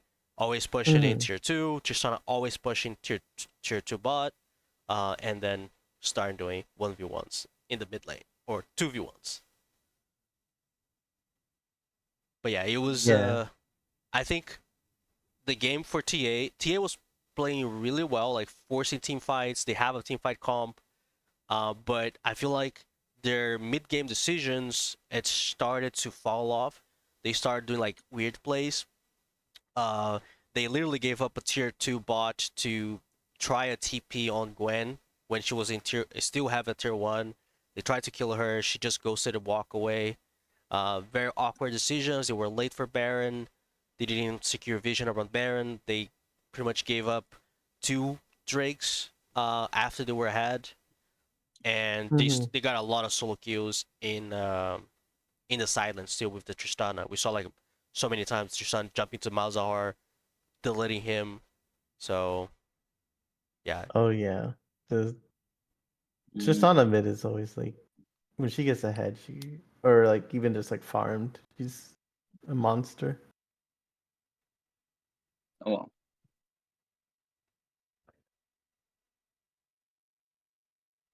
Yeah, I mean, you guys have like so many like split pushers. It's kind of nuts. Like Echo, and maybe not with this build. If you had built Nashers instead of the Lich Bane, that would have been a good another split pushing champ. Yeah. But Yeah. Tristana alone, Gwen alone. Dude, Tristana, dude, I'm sorry. I need to say this. Tristana is dumb. Like, she uses Q, even if she doesn't have bomb, if she uses a Q and just auto attacks turret, she takes turrets like in 10 hits. Yep. And if she uses bomb, then she takes a turret in like 5 hits. Like, Yeah. Tristana is such a I don't know, she's just such a powerful champion. Like every like it's just so weird because like she'll be like week 1 patch and then like they like nerf everyone and then she becomes like a monster. yeah. 'Cause her Now, kit's just so good. this game was a lot different from game 1. The team were a lot more proactive. The Rek'Sai, the Talia, the Maokai support. This game was Mm-hmm. a lot better from side of ETS, and also the same way a lot worse from the side of TA. I felt like they were a little lost with what they wanted to do, with what they did on the game, and as you guys are seeing, the team is just steamrolling them. In 10 minutes, there's like 3.5k gold lead, so it's just massive. Yeah. I also question the build that Corki was doing. I don't play Corki, but he went something really, really weird this game. What is he building? Is he going Night Harvester? No, he goes No, he's Liandry's. Ludens, right? Oh, Leander. Uh, you go Ludens on him because you I want think I'd the rather. magic pen. Yeah, I mean, I don't think Leandri sounds that bad on him if it's against a comp with like things, but like here, I think you just go Ludens. It's not like the set and Rex are gonna be like insanely tanky. Yeah, I don't Yeah. know. Especially with their builds, right? Like I think Triforce. the Just gotta other delete thing, that. I think the other thing too is like Corky's AP scaling isn't like outside his Q isn't like super duper strong. Yeah, AP Corky was good like last season, I think, right? Last year, but I'm pretty sure they It's not nerfed like that. that. I mean, I get it. I Like think it's just added like I AD. I like ability haste as much as the next person. Yeah, Yeah, I think the So Leandries on Talia is pretty smart. That's smart. Smart move. yeah. yeah. I think Although, Misfortune could have gone Leandri's too. do you know if they picked the Leona early or if they picked it into the Maokai? I can take the draft here real quick and let you know. So this game two. Oh, didn't open. Okay, so they are for Leona. So they saw the So we took Maokai B1. They answered with Ezreal and Jarvan. We took Misfortune and Rek'Sai B2, B3. They TA answered with Shogath, R3, and then on R4 they picked Leona. We did Set Talia, and they answered with Corki, R5. Okay. Like I don't know. To me, the Leona pick is so weird here because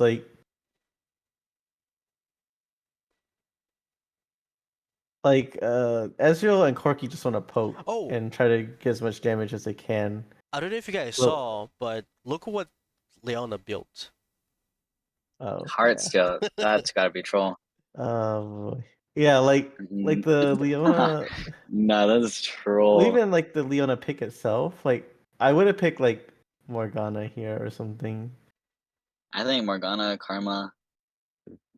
Like someone who can just poke and counter the Maokai ult or something. Or even like Renata, maybe not too bad here. Like I don't know, just Yeah, there. I think there are Actually, I like definitely better Renata. options. yeah. There's There's, plenty of options, but like I don't think Leona was the pick there because like I don't think she did there's anything to be honest. Like she was well pretty useless. it counteracts what Ezreal wants to do because like Ezreal wants to like poke, hang back and poke. So you want someone who can either like help create space, or you want to create, or like someone who can like either help poke or disengage essentially. And against the Mal, like if you figure out Maokai as the support, then it's like okay, yeah, you want someone who can like either run away from Maokai ult or like prevent them from running or something. So like I don't know, Morgana would have been great there. All right. So now, okay. So with this result, actually, let me go back here on this here. So with this result, now the Hextap group is. Okay, so they didn't update the overall standings, but the Chemtech group is Ruby is in first with 3-0, with a Mm-hmm. positive 6 game difference, and then we have a three-way tie in second place. You have Worth, ETS, and Bing Chillers, Clear Comms, all with 2-1 match record and all with 4 wins and 2 losses. And tied in fifth is Team Ambition Exodia and CB Sapphire, both teams 0-3 with 6 losses overall.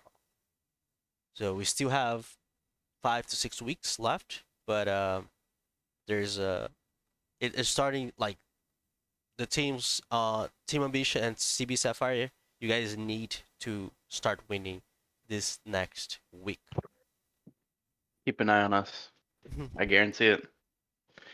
Out of I my believe my in. my mid laner's watching the stream right now, and Just taking notes. he's taking notes. Yeah, he said that yeah, we're not doing this anymore. We're gonna pull out a couple dubs. My top laner for sure. He was pretty confident about this next week coming up. I didn't look at the schedule. I'm not sure we're playing, but he said we're gonna clean up. So Ooh, I mean, okay, okay. I see that's it. that's what he We're said. going against Going and Boostus next this week. I honestly think we're gonna 2-0 them. Oh, Oh, bold I think move. I think we had a bad week one, though that's because we didn't have our full team, and we also weren't that concentrated. But I think we could honestly beat Conduit Esports Kraken too. Oh, bold statement, man. Bold statement. I like this. I like this. Okay. So, what the heck? Why And is KOR is overrated. All right, so I'm gonna bring here now. It's the I didn't have the replace for this. Actually, I asked them earlier today, but I didn't get on time. We're just gonna cover real quick the other ET team. Um, it's ET New Moon. They played Catalyst Nova. Um, this is game one. Um, so okay, I did speak with my partner Axe. He was actually playing this game. He was subbing in for top. Um, basically, in the nutshell, the games were they were pretty much behind. I think 2 out of the 3 games. And 2 games they weren't able to come back. They like here in game one we see Downfall and Buckby as Aquanari. They were pretty strong, 15k gold. They had a lot of like 4 items on each, yeah, but they weren't able to overcome the Catalyst team. They played better and they won the last fights and they secured the win. Um, there were like the team is definitely having some misplays and some you know issues with communications, decisions in game that happened from last week.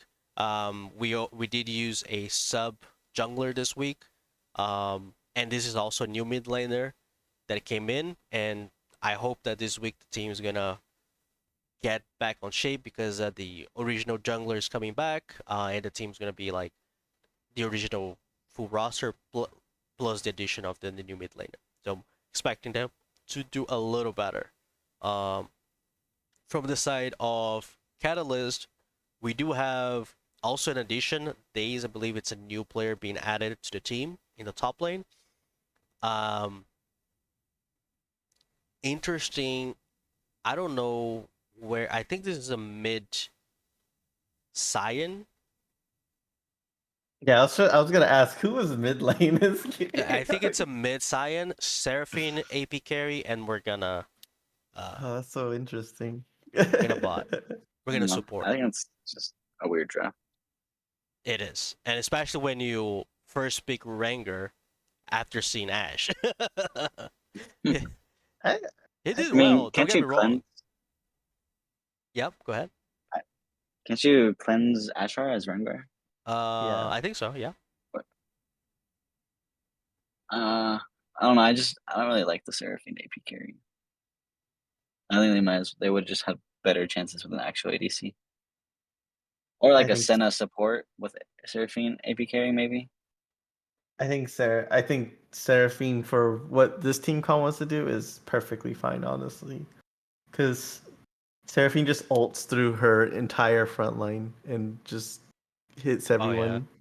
And she has Jackson Sai as a frontliner, and she has Ranger jump into people in the back line. Yeah, I and So the forgot thing Seraphine ult. yeah, thing too is like if Malphite ults, like who's he gonna ult? He's just gonna ult like Seraphine. He'd probably want to ult Seraphine, or he just has to save his ult to ult Rengar, Jackson, Scion, who are probably gonna want to jump on the Ash. yeah, And I and forgot Seraphine ult extends with teammates. yes, it's for that's what I every was saying. yeah. If you have like a lot of people in front of you, it just continues to extend. It's crazy. Yeah. So yeah, so it's just like I think Seraphine is honestly a fine pick. Plus the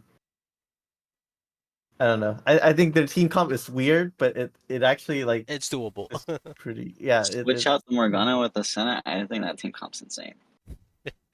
True. uh Um, not into Nautilus.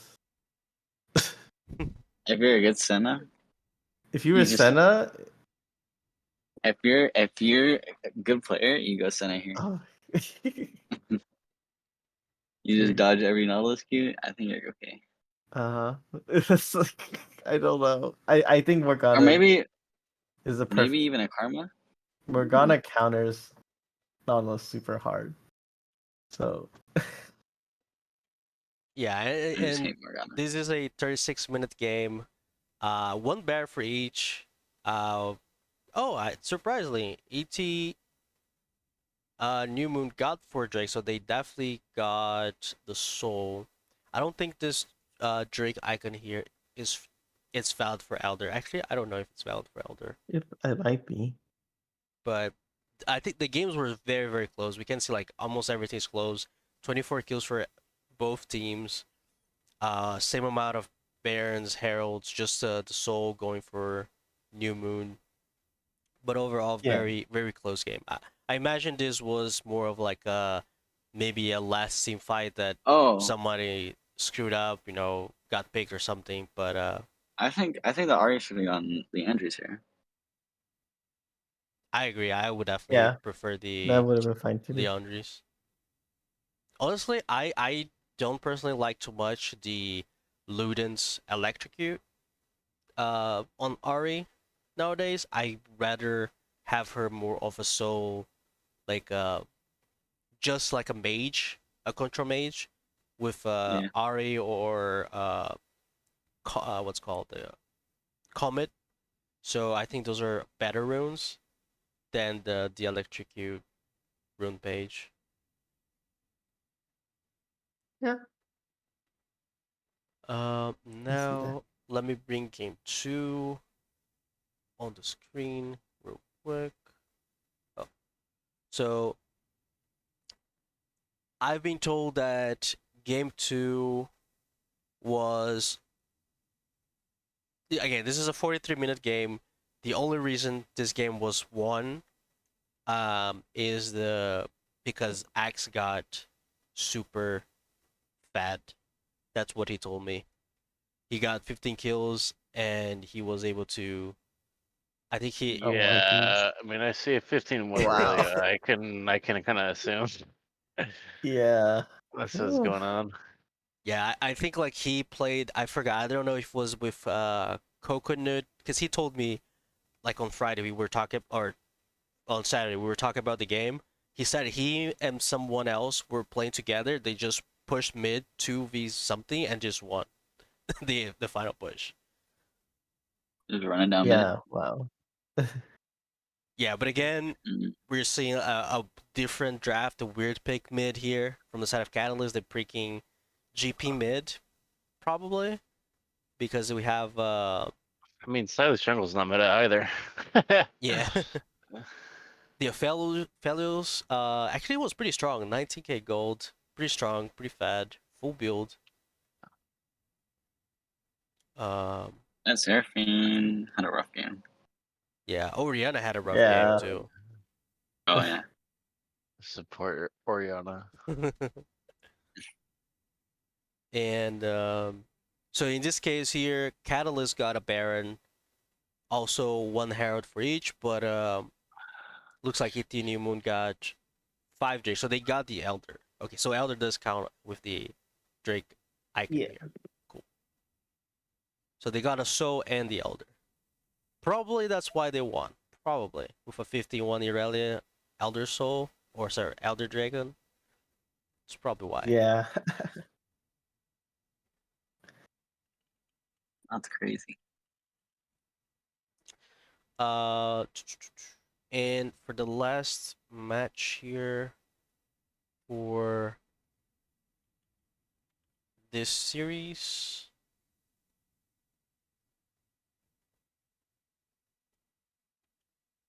just make sure that we cover everything.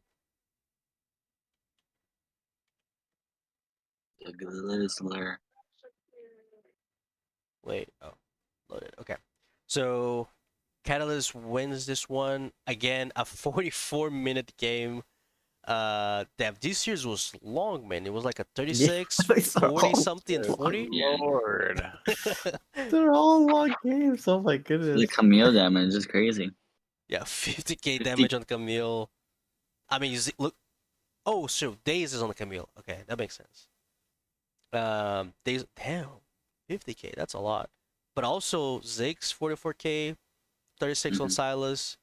Um, Zeri pretty okay. I guess compared to what the other normal people did, pretty average, outside of the Camille and the Ziggs. Um, but good, interesting game. Interesting pick. I was Surprised Gragas goes AP here. Gragas. True. Yeah. I think Gragas is like he's like Gallia, where like he can build pure AP and still be like relatively pretty tanky. Yeah. Thank you. His W has a percent damage reduction that That scales scales with with AP. AP. Yeah. Yeah. Yeah. He's it's nasty. But yeah, again, like I'm pretty sure this was a very mental game. 3 hours of game playing League for Yeah. probably probably in the last play, and you won. And congrats for Catalyst. They got the dub, and I believe now both teams are tied with 1-2 record. Nice. So there's a way back. Um, Now just to also be so there's 2 more games that we don't have the clip, so I'm just gonna cover those real quick. Um, Now it's Rocket Fellas and Flano Esports.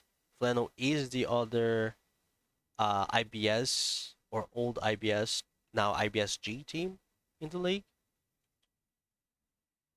Let me just oops. Just bring here.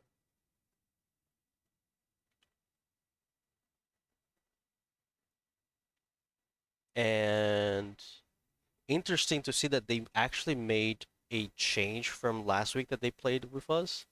Um, Nerf Victinity, I'm seeing him playing mid lane instead of 80 carry, and they have a new ADC, at least I guess as a D sub. Uh, I don't know what are your guys' thoughts. Oh wait, hold on. Who here is from the Arcane group? Because I forgot. Is there anyone from the Arcane group here?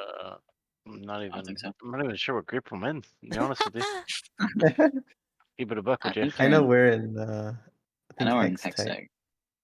No, Yeah. I know Airo is on the chat, like say he's here. I know you're here.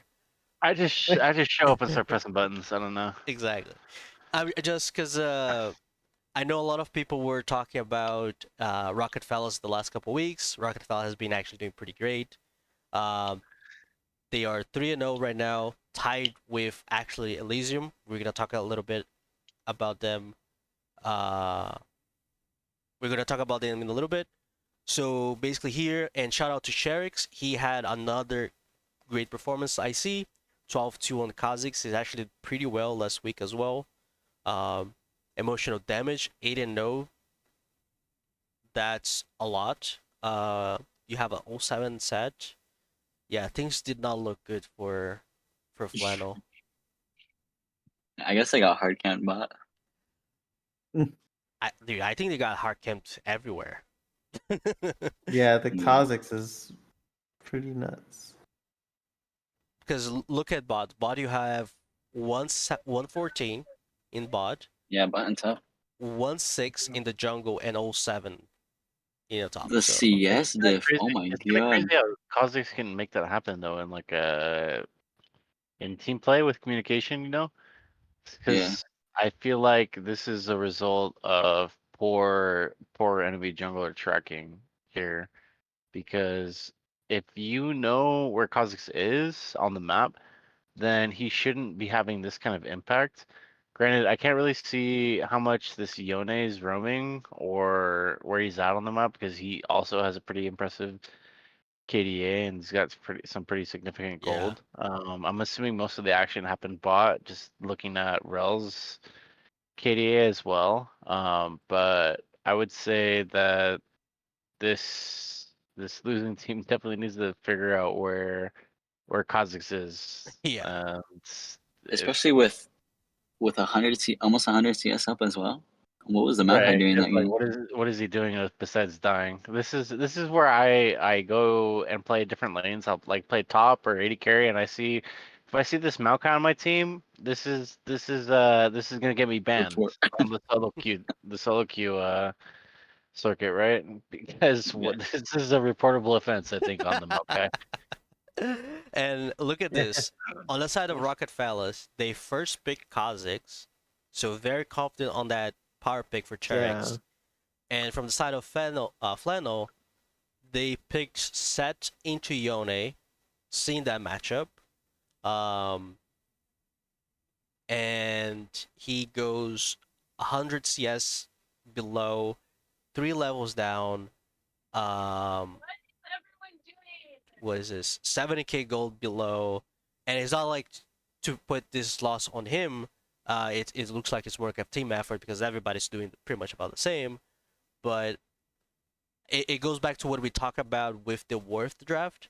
Um, if you're if you're getting your last pick, one, don't get yourself a losing matchup, and try to avoid getting a skew matchup. Try to get like a for sure winning lane, right? Um, Yeah. so you can have like a way through the game. Yeah, because I'm looking at this, I'm like, this set, I mean, I'm trying to look at the draft and not the numbers to the right, Mhm. but I'm looking at the set, I'm like, where does this guy go in this against this comp, right? Like the Syndra, I like as somebody that has Mastery 7 on set, I'm looking at the other team, I'm like, this is my nightmare, right? Like what are you ever gonna get on the Yone? Are you ever gonna get on the Kha'Zix? You're never gonna get on the Syndra, never gonna get on the Ezreal, right? Oh, you're just gonna fight Rel? Like, why would you want to do that on this champ? It's just a really weird top jungle pick. I think they could have built something off of their mid and bot lane, but the jungle top is just pretty Yeah. unfortunate. Yeah, that's for sure. Okay, so I'm gonna bring here game two here for everyone. So game two is that's something I didn't mention. Game one was a 24-minute game. Game two was a 20. Okay, game one was a 23:58-minute game. game 2 was a 24.13-minute game, so pretty close in how fast these games were. Um, and as we're looking at this, it's another steamroll, right? You have Yeah. Ezreal 50k damage, you have Anivia also for a good amount of damage. You have a Yonid. Wait, did they repeat the same draft? Hmm. Different. No, I'm surprised Okay. they didn't ban No, the. they took it looks like maybe Yone. We took Row. Yeah, they Okay. took Rel first. Okay, so they left Kha'Zix and Yone to be repeated, and Rocket Fellas took the set for interesting flags.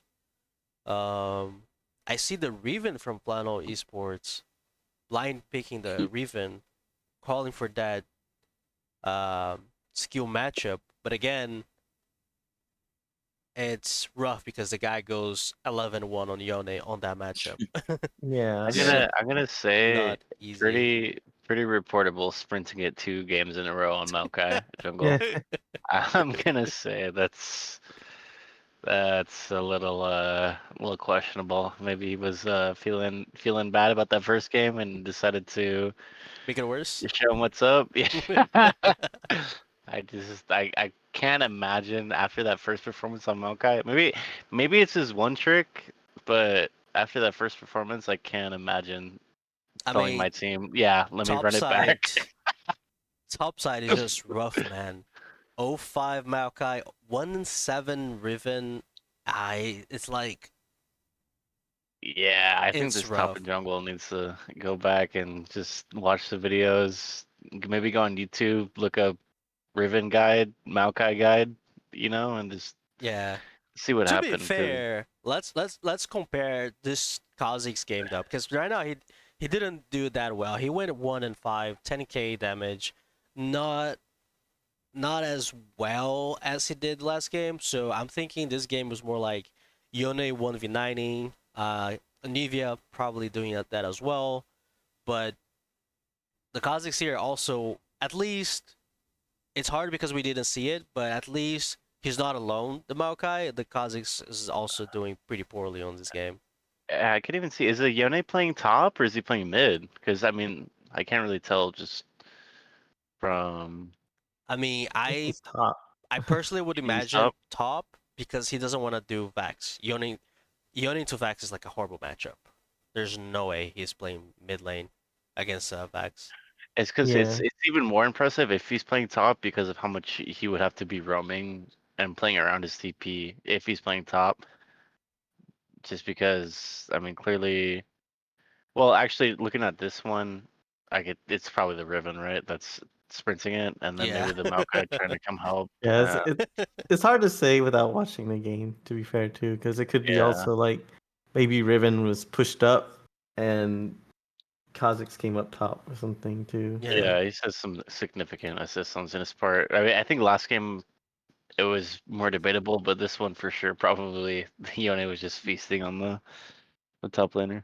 And Yeah. here you have a Vax that has a good roaming potential because she can kill the wave just as fast as Anivia, and she has an ult that not only allows you to reset, allows you to get there pretty fast from pretty far. So you always have like, okay, Yone or Kha'Zix is invading, Kha'Zix is getting this guy. You just ult, catch him, finalize him, something like that. It's also Yeah. doable. Yeah, I Um, think the mid laner definitely was not the problem. Looking at both of those, the performance from the mid laner was adequate just based on the rest of their team. And I'm actually pretty impressed with the Varus damage just based Wait a on the rest minute. of the team. That's a support set. I just realized this. Yeah, that's Oh my pretty juicy gosh. pick. I like that. As Yeah, somebody I who runs set jungle from forgot time to that time. that's a thing sometimes. okay, so now this is the last series that we don't have um the clips, so just gonna go over them also pretty quick so we can have fun watching the actual clips from the last two series. So we're gonna start with, so this is CBA versus Literal Monkeys Gold, and Mhm. these is game uno. Here you go. Oh, and this is okay. This is the Chinese dude, the dude that has the law with whatever Chinese characters, Japanese characters. I I'm think it's sorry. Korean. I'm sorry. I'm from the West. I have no idea how these characters are. Canceled, Yeah. canceled, get him out. Dude, I watch anime. I love Shut down stuff. the Discord. I Shut it love down. stuff from there. You Shut know, it down. So, I am planning a vacation to go to Korea. Okay, I'm planning to go over there. I'm planning to go to Japan, but I'm sorry, I cannot read or It's all identify. good. It's all good. It's all good. I'm just checking with you. yeah. It's hard to tell. All right. So here, this is actually a pretty long game, 27 minutes game. Um, but looking good for Tristana, Cupro Ninja, 7-1. Also for Spotted repeating that Aatrox, 6-0. He has showed that Aatrox before. Um, kind of bad. I wasn't expecting Okina to be, um, you know, be 1-5 because he's normally one of the most known top laners here in the league. Um, but Wait, which one's my org? By the way, which one's CB? CB is the top and Litra Monkeys is on the bottom, the red team. Okay. So I gotta send. So my top laner told me to talk some shit. They did win game one. All right. Well, let's see. Oh, jeez, I just got hit with the ad on this. Let me just pull up my other screen. Um. Wow, there's not too much shit to talk here. It looks like the other team got cleaned up. Yeah, I That's mean, that's pretty rough. Yeah. I I'm not gonna Maybe lie. I'm not a the Echo like Jungle. I do like. I wish I could see the Magi stacks. I do like his build. Um, I always I play a little bit of Echo Jungle as well, and I always like to see the Nashers instead of the Lich Bane. I feel like it just opens up much more options, like based on like split push kind of thing.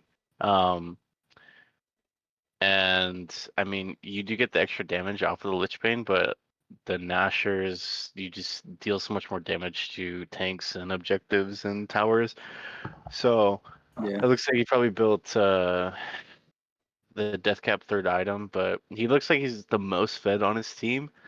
But I think I just don't. I don't know about the performance of the rest of the team. I'm trying to picture team fights in my head. I I like Milio, but I don't like Milio into this team.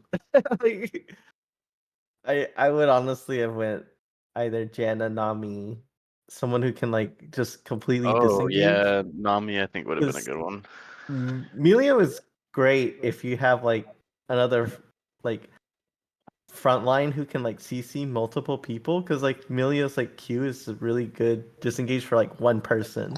But if you have like Udyr, Aatrox, Tristan jumping on you, that's like it Yeah, doesn't matter if it you doesn't really make cleanse. sense. Yeah, it doesn't matter if you cleanse Maokai ult because they just like run at you. yeah, I'm just wondering, Yeah. like, how, like, it's 18 kills to 7, right? We see pretty good KDAs, a very good CSing from the side of CB, but the game still went for 37 minutes. We do see that the only Baron of the game went from the side of Literal Monkeys, uh, and CB also got the soul. Now the question is, did Literal Monkeys get the Baron and then the uh, Elder, or they just secured a single Drake? That would be interesting. But again, like a 37-minute game, when you have a pretty strong Aatrox, pretty strong Tristana that skills super well, Victor is also pretty damn good in the game. 3 items, stopwatch. Um, so I just wonder like how this game got this far. I don't know. I can't tell, but it looks like based on the performance from the bot lane and the top laner, It's probably probably had to do with some plays around the Drake, I would assume. Yeah, probably. I'll say too, like, Little Monkeys does not like outside of Ash ult, like they don't have like engage initiation. So like I think part of it too is like I can see Little Monkeys being on like the defensive end like nonstop essentially. I Mhm. could see that. I guess they're living up to their team name. All right. So on to game two, we have much faster game, a 28-minute game. This time, this game went in favor of Litra Monkeys. Damn, they got cleaned up by this Viego. Yep. Good lord. Yeah. Oh no. Viego What and the happened? Ord. Yeah, Not Ord, sorry, I Olaf. I think the if I remember facing Jesus Juice before, and I remember he was a pretty strong jungler. That's So disgusting. Oh my god. What is okay? What is the Shyvana top pick? That's with the hull breaker? Oh, that's pretty grief. Split I'm pushing gonna too. post a screenshot it in my it dog actually is really channel. strong. I saw a video on it. Yeah, I Like definitely seen a lot of Shyvana's in the last batch. Before she, this was before, so before this batch, that from last Wednesday, she was really, really strong, and then they nerfed a little bit, but still strong. I hate Shyvana. Oh, I hope sorry, she's nerfed into the ground again. I yeah, forgot to change here. Without any of that context on the patch notes, I'm looking at this build, looking at these runes, looking at this champ. I'm reporting for sure. I I think instead of like lethal tempo, you go conquer, but like yeah, Shyvana top is pretty strong though, from what I've I seen. actually, I actually like Vel'Koz into their comp. Like the only person that's really gonna give you trouble is the Lux, technically, because you can. Wait, who's their Yeah, ADC? Oh, is this Lux? Oh no, it's Lux Lux, AP Lux, AP carry. It's Lux AP. bot. Yeah, So that's weird. it's Lux yeah, Derek. I really don't like one single AP champ when they don't do tanks. Because I mean, I know the philosophy is like, oh, we need to split up the damage, right? Because I mean, if they have like something like a Mundo and you have 5 AP or AD champs, then obviously that champ is just gonna be unkillable, right? But they have so many squishies. I feel like, especially against this comp, I feel like. Well, honestly don't know what this mid laner plays, but I feel like something like an AP assassin would have been better here.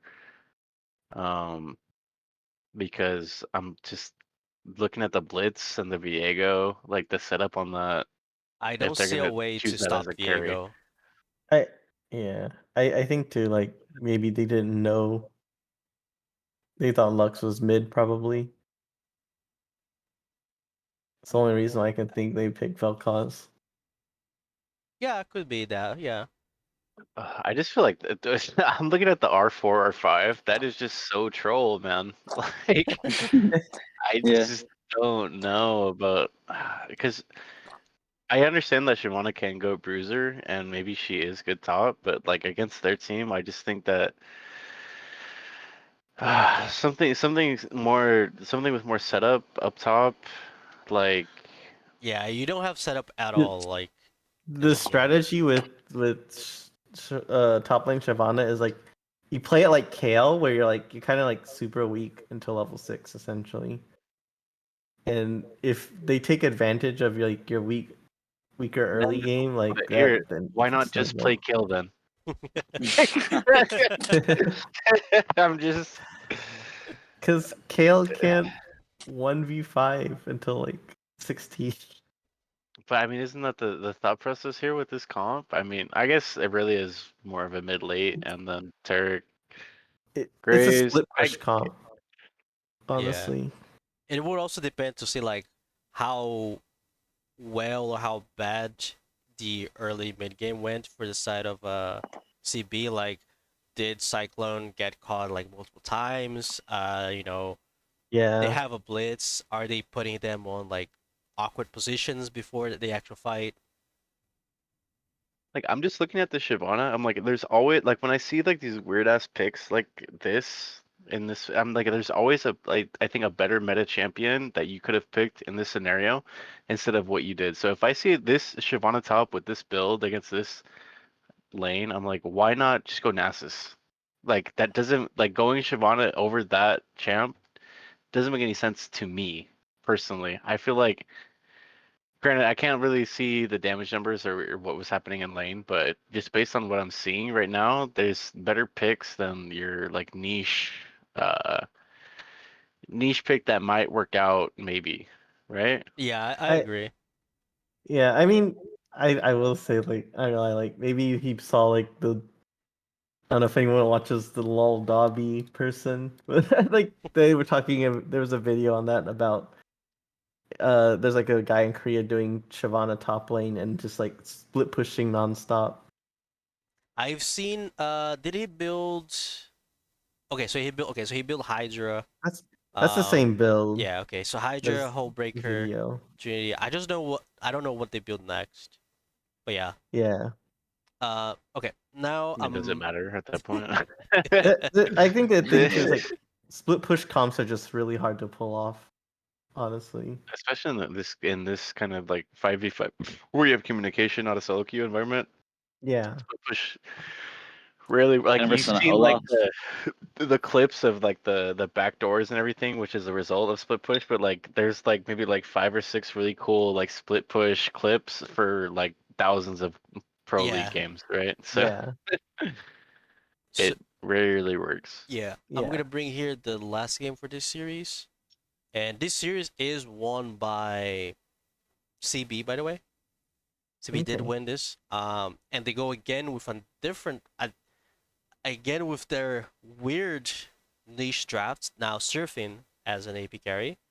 Um, they paired with a Maokai bot, and they put Aatrox in top with Kindred and Azir, and looks pretty good. It's a 36-minute game, but 23 kills to 15. They have a better team fight comp in my opinion. Um, a big Neos going 1-7 also does not help the team. Um, Viego is not as fat as before, but still pretty strong.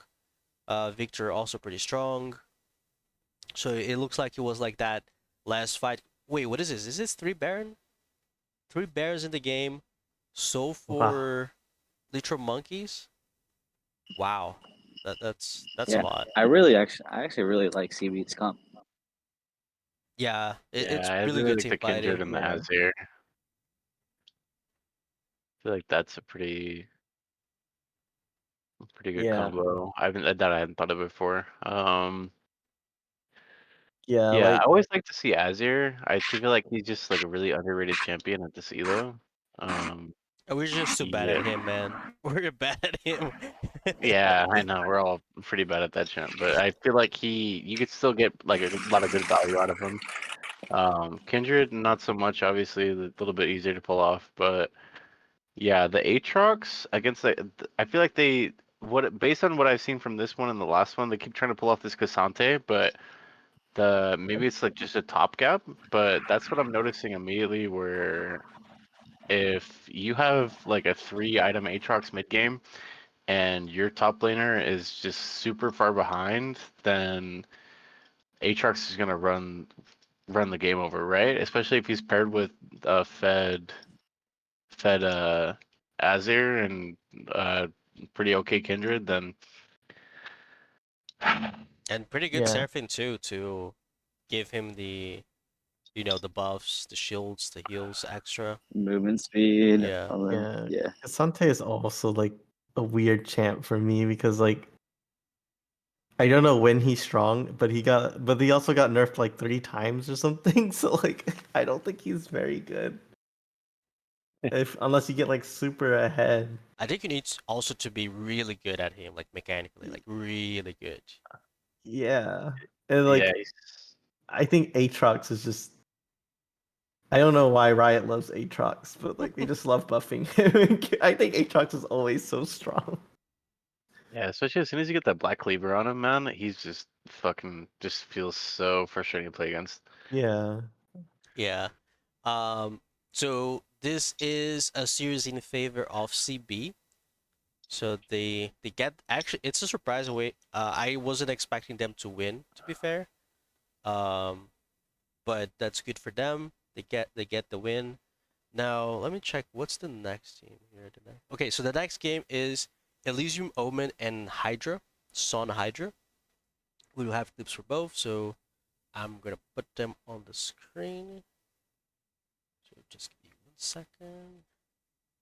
Elysium. And shout out to Guster Posey for sending me the uh the, the replay files to get this.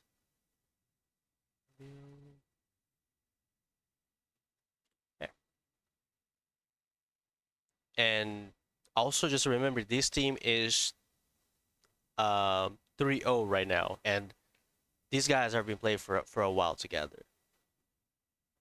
I think this is I believe this is the top one team that from everybody in their power rankings. Elysium. Yeah. Oh yeah. I've played with Rivera before, and he's pretty good.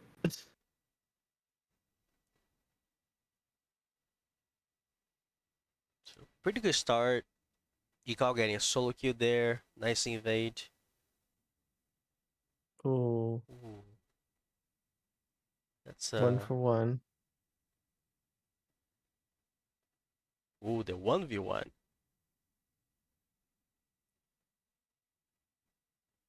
Flash on both ADCs. Zai getting the clean kill. Ooh, them Oh, Tishwani miss.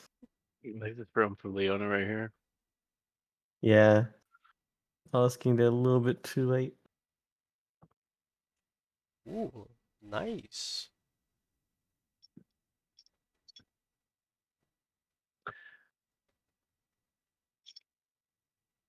Oh my god, that Oh, feels so bad as that Trundle. You get put so far behind by that kind of thing. I feel like the Renekton set matchup is definitely a skill matchup, and so the fact that he's losing this one, I mean, just speaks to the caliber of the player. Especially after the Trundle came and just held his wave like that and then still lost. Well, I We want to were up definitely for sure. say shout out for Sagato because he's definitely putting in the work. Although we're seeing his eating yeah. right now. Oh, Yes, too yes. Yeah. cocky. Yes. The Trundle, I think, in this comp makes a lot of sense. Oh yeah. That's great. I Um, think the Sejuani I'd just say hits it in. this, yeah, I'd say the Syndra doesn't make as much sense as I see her hit a clip right there. But I I think actually this, like Syndra with Leona. I think with Syndra's fine Leona, here because Syndra gives you like the knock, kind of like semi peel with her knockback. yeah, it's Yeah. pretty easy for you to get a pick with her, and she's skilled really well. Yeah. And I feel like it. Well, I guess it depends because I don't play a lot with Trundles. I barely see a Trundle these days. But I would imagine that if he gets a pillar or even if Leona gets a slow, it just makes it a lot easier for you to use your cooldowns. Yeah, I feel like Trundle. Trundle's super overrated. I mean, underrated.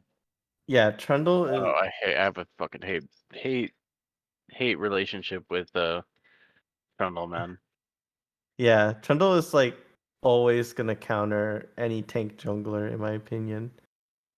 Even a bruiser jungler though, like I Yeah. especially I play bruiser junglers and I have a Scion top that I was playing with. My God, dude, he just on cooldown, he's got an ability that takes his health bar from 0 to 100 again. With that insane health bar, it's so frustrating to play against. Yeah. Not to mention he Oh steals wow. AD with his Q. And yeah, So all the damage too. I'm like, I'm playing against him. Like, what is the trade-off on this champion? Like, Don't I forget, don't get it. he gets move speed and he gives slow. Yeah. Slow is probably I think is one of the most underrated buffs or status in the game. Mm-hmm. No, because like League is all about movement, and having high move speed is always good. That's not sorry. Dead though. Yeah, it's level 14 Trundle, level 14 Set, too much HP, and you don't have damage. Outside Desire, you don't have damage on the Silas. Even if Yeah, I'll Renekton say is that there, I don't think he does much. playing Yeah. playing Sedge into Trundle has to feel just awful. But I will say, shout out to Kobita. I know you're in the chat, Kobita. Shout out to you because I think you played the matchup pretty well. Didn't die on the whole game.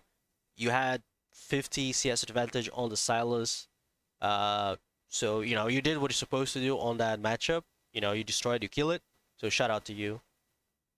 I know every time like I do my mid rankings, he's like he's just a knife. Yeah, that's what he said on the chat. A knife plays mid laners. Well, to be fair, the last time I saw you playing, you were playing Nautilus mid, right? Mhm. So, I respect that. I want to see you playing those scary mid laners, right? Ari, Oh, Syndra, stuff like that. I want to see you like. I like the Poppy, the Poppy support. It's pretty fun. Yikes. Oh no, Eddie. No, Oh no.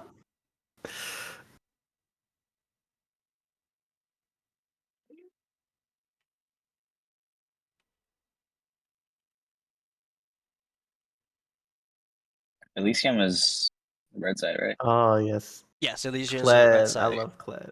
Yeah. I If think I he ever plays yours. play top Oh, I'm just lane, kidding. Kled is my champ. And I don't know why they left the Trundle open and they picked the Sejuani again. I have Yeah. no clue either. Like, I remember we scrimmed against Sun Hydra once, and it wasn't with their full roster, but I just remember destroying them. So I feel like this is just a bad matchup. Okay, somebody in the chat said that the Renekton set matchup is super Renekton favored, which I just looked it Yeah, up. He has about a 2% win rate on top of set, so I guess it is Renekton favored. it's because Renekton can break Set's shield when he W's. I see. But yeah, I mean, like, to be fair, like everything is a skill matchup. To be fair. yeah, you need to know like Oh wow. the exact Ooh. moment when you have to I mean, you play around the W with your own W, right? Yeah. It's like you need to avoid using your W on your first engage, right? Otherwise, you can't use that, and you need to build your Fury too. Oh my No gosh, way. My God, this Kled man, he's so thirsty for it. I think Oh the Ooh, wow, Aatrox nice completely Poppy. griefed this ooh, flash too. not dude. I think this was the best play of the series to me. Is ulting Yeah, away jungle and that Poppy securing always. Yeah. your Drake. That Aatrox is actually so tilted. Man, Oh, this play again. Shout out to Kobita. Awesome play. Oh, So I'll keep it as that. oh wow, yeah. This.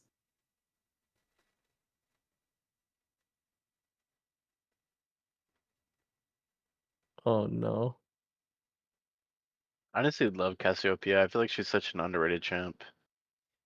I think I think she's so strong. She's her so strong.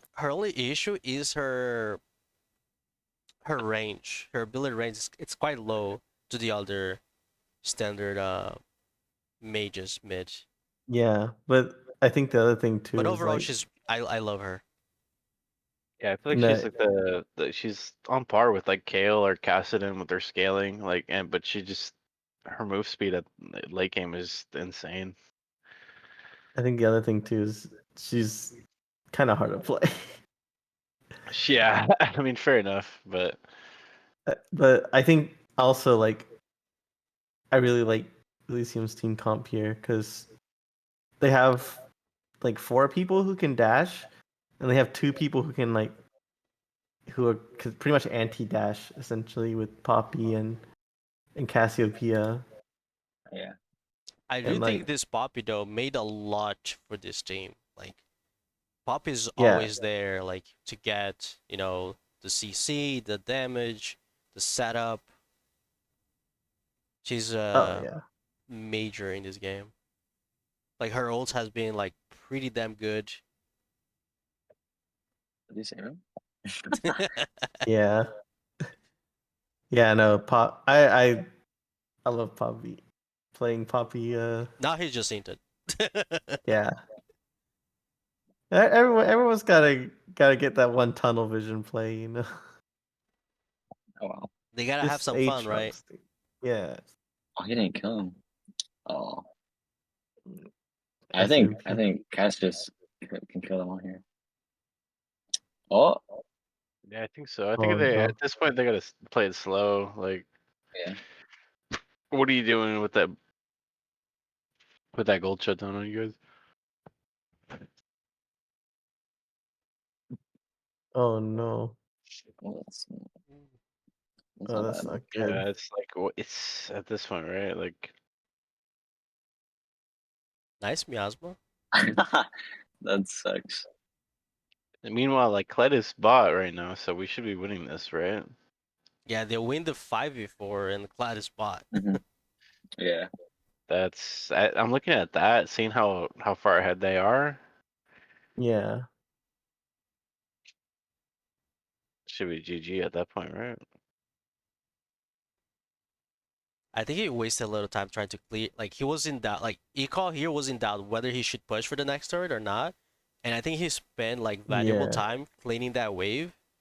Because I feel like as Glad, if you get your passive on your W, you just destroy that turret. Yeah, but I think too, like if it was on cooldown too, takes a while to get back up. No way. He just saved them.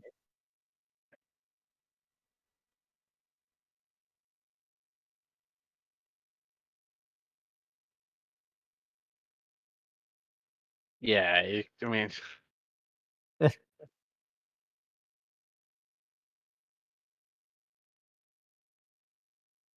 like I don't know what it is, but like Aatrox shouldn't be going in there. It should be the Sejuani going in first, and then maybe you get some follow up off of that. Yeah. That's their only hope at that point. And I seeing Aatrox die like that with as many kills as he has against that team doesn't make any sense. I mean, overall, it was a pretty damn good game from the side of Elysian. I think they had control like throughout the whole series, pretty much. Um, Yeah. like I didn't see any point where they were like, actually being contested. It didn't feel like that. Oh yeah, no. I think Elysium had control all game this scene. Yeah, now to our final game of the night is Clown Gaming versus Return of the Middle Sticks. I love that Return name. of the Middle Return of Middle Six. Sticks. That's hilarious. I love that icon as well.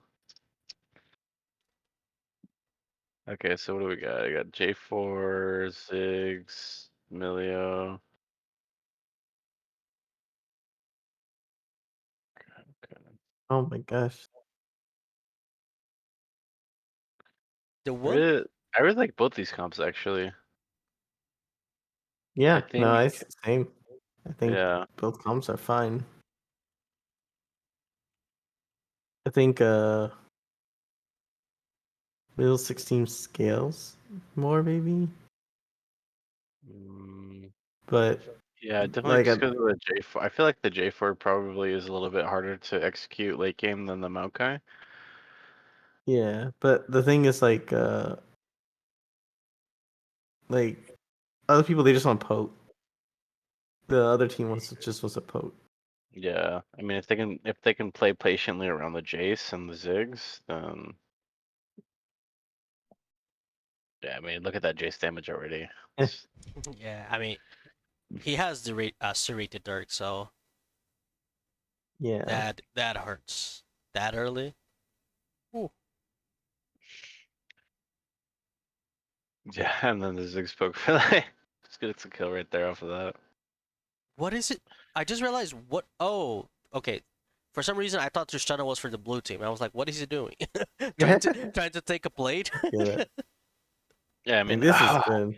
Oh my gosh, doesn't engage, but yeah, just look everyone's at too far looking at away. this. It looks like the J4 is way better at playing this champion's identity than the Maokai's. AP Maokai here? I don't know. I feel like he should have gone tank Maokai. Oh, Yeah. the mouse a hard Q though. Yeah, Jace is pretty fad. Ziggs is pretty fad.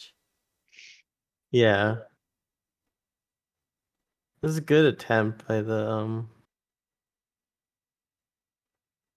middle sticks way. team to be sure. No wait. Oh wow. The Leandres is such a puzzling buy on the Maokai.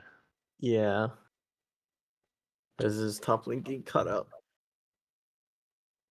Yeah, at this point the game's over. Yeah, I don't think you can scale like when you're that far behind. 8K gold, 25 minutes. No, especially with the items that they're building. Oh well, he has a QSS. Oh no, Milio. Wait, Maokai is building Morellos. Yeah, Yeah. that's a What? reportable offense, I think. Yeah, no, I don't know why he went. I guess the only healing champ that they have is Aatrox, and I don't think that warrants for Morello's Milio. back. Milio healed too. I guess Amelia too, but I guess also because they have Gore Drinker on G4 too. So they have two Gore Drinkers Yeah. and the Emilio. I think like anti heal's fine because like especially with Aatrox, you always need to build anti heal. But the thing is like he's going AP, which I think he just needed to be tankier and disrupt their team a little bit more. I think Oh it's yeah, for full sure. He could full definitely tank. gone Torn Mayo mhm. Yeah. because that's what Orn has. Orn into has a Torn Mayo. into a Jace Aatrox Jarvan, I think Thornmail would just be better. Yeah. Yeah, they're Like, just too far like behind. really good or knockup, but like no one can really follow up. Oh well. I mean, look at this Ziggs. He's just literally Yeah. destroying these Yeah, guys. I mean we could tear apart their builds at this point, but it's like at what point do you just see it's 31 to Oh 13? wow. It's like doesn't matter Yeah. what they're gonna build at this point. It's game's over. Yeah. No, Over. I just think like yeah, the Maokai going AP is a very Yeah, that I mean just based on aside from like what I can actually see with like the plays and what happened, I think the yeah. AP Maokai is pretty questionable. Yeah, like it's I don't think it would have like won them the game, but it Yeah, I would have wouldn't made a change the game or difference. anything, but definitely maybe like secured a gank or two aside from Yeah. a skirmish or something like that. Plus I'm pretty sure they nerfed AP Maokai a lot. Oh, I that's mean, so he unlucky. used to run like Imperial Mandate or some nonsense Yeah, like he that. used to go support with Imperial Mandate, but then they I nerfed think the I think the sapling. Kaiser should have flashed in there. Yeah, I think they could have definitely got like a double kill on that guy's It's set. enter Yeah. mentality. One thing that I enjoyed from this team from Return of the Middlesticks is that at 8 minutes, 7, 8 minutes, they rotated Wow. their bot lane to top side. This didn't work because, well, they gave initial Q and then they went because everybody came. But still, I think the Mm-hmm. idea is good. Just so maybe it worked a little better because of the game one, they were able to get, I think, the Herald at 8 minutes, and they got a kill on top side as well. But they didn't really translate it much. Wow. But I think It's the a idea rough, is good. it's a rough Seraphine to watch. Yeah. But they still get at least one kill. Oh, Okay, they're diving. Uh-oh. nice. Okay, they cleaned it up there at least. That's Okay. scrappy. It's kind of crazy because I would expect the middle sticks team to like be scaling into Oh, these types of plays, but they are just going in for it already. these are just like back and forth. Oh, I remember this play. Wow. That's some good play by Maokai. Yeah, very well picked by Maokai. I would say late game, I'm just kind of concerned about it. It's going to entirely depend on this Kai'Sa spacing because, I mean, it's a very brawly comp that they have. So if they're going to want to brawl, Oh, that almost went into the Lux ult. I guess is going to be I careful. mean, But they also have a pretty fat Lux. 5-1. Yeah. She's gonna be melting. Where's the Dark Seal? If she gets one combo, she probably is this deletes Caitlyn Kai'Sa. Rush Collector? Yep. That's pretty I- troll. Lethality Caitlyn's all the rage I mean, right now. I actually think it's not that bad. Why I does Amumu have don't redemption? know. Wait, what? Is that a redemption? I can't even Yes, tell. that's a redemption of Amumu Oh, with that's actually Radiant even that Virtue. might be even more troll than the collector, Caitlyn. Okay. I don't mind the Radiant Virtue on the Amulet, but Redemption Yo, is yeah. was Showmaker's like Kasante has 4,000 HP, 300 armor, 400 magic. Sorry, every time I see Kasante like solo kill someone, I just think of the Showmaker meme. Actually, I don't hate as soon as we see this Amumu build, I don't hate the Caitlyn build because what the fuck is this Amumu build? I mean, but remember, this is a Caitlyn with Dark Harvest. They do that, and because their ult just melts people No one plays Crit Caitlyn anymore, I guess. like that. She dealt like 1100 damage, 1100,000 just on that R. Okay, I guess at some point she And then shows up with this LDR. What is this Amumu build, man? Oh, this is so I don't know. terrifying. I hope this isn't meta, or I don't know why he's building these items. His No. second Especially support. into a lethality Caitlyn. I don't understand why you don't just go Oh, nice try. anywhere. Almost got that, Ari. No, she's dead. You're not playing support. You're getting gold from jungle camps, so you can build these better items, right? So I think you might as well just go Ivern at that point. Like, not yeah, gonna why lie. aren't you playing Ivern if that's what you want to do? Why are you building support items on a Mumu jungle? That is just so troll. It's like, this is an arena where you get augments. I would report this guy. If he was on my team, I would report him. What is this? Oh, Oh, this is such a nice lethality Caitlyn game. He just needs Axiom Mark.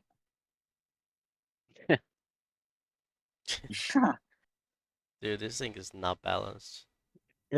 No, why wouldn't they? Why wouldn't they wow. play these? Pento. Oh man, their comp is so good because these guys trolled their builds. Yeah. Yeah, yeah, the Amumu build is so weird.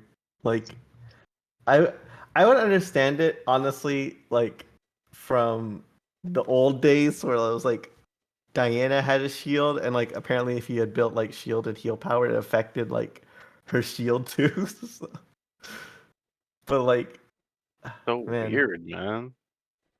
They already it was Seraphine, no? Like or right? yeah, Seraphine Ardenson. support? Yeah, I think Seraphine support. So God, I don't know. If I was anybody on their team, I would have been like, if you don't delete those items and buy something else, you are off the team. that's like a That's like okay. I guess like did they also take glacial augment? Because glacial augment scales off heal and shield power too. But like it's like a niche thing because like your team needs you to like survive as long as you can, and unless you're just really good at your redemption timing, like you're probably not gonna survive. here's my whole thing, right? I get it. You miss a skill shot. You're in a bad spot. You know, you make a bad macro decision. I can live with that on my team, right? Yeah, If you lose to the shopkeeper because you can't click on the right pictures, I'm gonna lose my mind, right? It's just unacceptable. So when I see a Mumu jungle with a redemption and a knight's vow, I'm questioning my whole existence. That uh, is just I'm unacceptable. I'm all for innovation. I will, but like I gotta see it work before For sure. you convinced me with like the actual like results, and I don't know if that was working out for them. I don't think that's ever acceptable unless you go maybe support and you already have like 2 tanks on your team. Like say Well, you have like an orange Sejuani on your team, and then you have an Amumu. You can I either remember go seeing AP. like sorry, go ahead. Maybe, but yeah, I mean, even then, Saying you can, Mumu has better AP scalings if you're gonna build him like yeah, that because you have tanks on your team. It's just that build on him jungle doesn't make any sense at all. Yeah, yeah. I was gonna say like okay, I get it. Like radiant, the heal and shield power scales with the radiant virtue too, but at the same time, like I don't think your team is near you to benefit. I don't know. It's such a weird thing. It's hard to defend that build. Yeah. It's hard. Yeah. No, like, cause like I remember seeing like someone do like support Ornn with like redemption and radiant virtue, but it's like, and he took glacial augment because like this slows scales off heal and shield power, and like But I the don't know, reason it's you're very building those items specific is build. because you have less gold as a support, right? So you're building these items that Yeah, are better for your AP ratios, right? Or your lockdown ability or whatever. But if you're a jungler, you aren't limited by those gold restrictions, right? So it doesn't make any sense to build these gold restricted items with the AP ratios on a Mumu, right? yeah, The only reason you do that on Ivern is because of his AP ratios and the way that they apply to his kit. But they don't apply to a Mumu's kit in that same way where it makes them viable to build on a yeah. jungle build when you're getting that kind of gold. Yeah, no, yeah, Religion doesn't have any AP too. It's just like your whole healing and shielding is from your what you call it, Your your bonus. redemption and your radiant virtue. That's all your heal and shield. But like, I think too, like you have to go glacial augment, which is fine on a support Amumu, but like on jungle Amumu, I think because you're taking a brunt of a lot of the damage, like And you're getting more gold too, so yeah, and there's you want to more gain more gold, so it's like. Why not build those You tank want to be, items, right? yeah. Like You just want to be tankier. that's So what it's I'm just, saying. If I see if I see my jungle Amumu building Knight's Vow and Redemption, I'm leaving the game. I'm leaving the game. It's just not happening. I think Knight's Fall is still doable, but I think the other two it's definitely questionable. I'm again like I don't know. I'm all for innovation, but like If you it got you works gotta right, win it the gotta game. work exactly. You Yeah, gotta you win. gotta win the game first before you can convince me it works. All right, so I'm gonna bring us back to the. So this was the last game of the night for Clips. Um, right now the Arcane standings is tied for first. Rocket Fellas and Elysium. Both teams are 3-0 with 6 games, 6 wins. Um, tied. Actually, in third we have Literal Monkeys. They are 2-1, but they have a game record of 5-2. Then tied in fourth, CB Aurora and Clown Gaming, also 2-1 match record, but game record 4-3. Tied in actually no, in sixth place you have Eclipse Tides New Moon, what match record 1-2, and they're 3-4 for game record. Right after them is Return of the Middlesticks. They have 2-4 game record. Catalyst Nova in eighth place, 2-5 game record. Um, ninth place on Hydra, 1-6 game record. I was not expecting this team to start with 3 losses right off the bat. And in last place, Flano Esports with 6 losses, 0-3. Um, so yes, rough, very rough for these Yeah. guys. Um, now before I let everybody go and we call it a night, just want to do 2 things left. First, is there? I'm gonna talk. I'm gonna say out loud the matches of this upcoming week, and I want you guys to let me know what's the match of each of these groups that you're looking forward the most, for example. So starting with the Hextech group, we have BF Dreadnoughts versus SG Dark Matter, Team Shadow Frost Dominion versus Conduit Kraken, and we have Forsaken Deity versus Going Boostus. In my opinion, I think the match to watch this week is Team Shadow Frost Dominion versus Conduit Esports Kraken. But what are your guys' thoughts on that? What would be your selection for this week for this group? Like the outcome of what we Uh, think, no, just like or what is the best match to watch from these three, from your point of view? Like, what would you think would be the most exciting match to watch? hmm, Uh, I'm biased. It's our team. yeah, You can be biased, I'll man. say ours. You can be biased. There's no problem with I, that. I will agree with like I think Conduit is a really strong team too. That's Yeah, also I'm just going with Conduit because there's also Shadow Frost Dominion. They've been showing good overall performances. Um, they just played Boostus. They went 2-1, so I want to see how well these guys will do against Conduit because so Conduit is supposed to be the other better team of this group. So if they can get a win, then it puts them on like, okay, these teams gonna definitely fight for playoff, you know. But if they lose, then you can start questioning about whether or not they're gonna fight for second place, first place, or they're gonna fall under into mid pack and just try to get that, you know, I'm gonna try to go for that last playoff place because at the end of the day, the way the classification is gonna go is you're gonna take the standings from the Hextech group, you're gonna take the standings of the Chemtech group, and the top six goes through playoffs, and that's gonna be a big difference once the cross group starts. From the side Yeah. from the Chemtech group, we have Team Ambition Exodia versus CB Sapphire, Dynasty Ruby versus Eclipsing Solar, Worth versus Bing Chillers Clear Comms. For this one, I definitely think it's gonna be Dynasty Ruby versus ET Solar. Um, Yeah.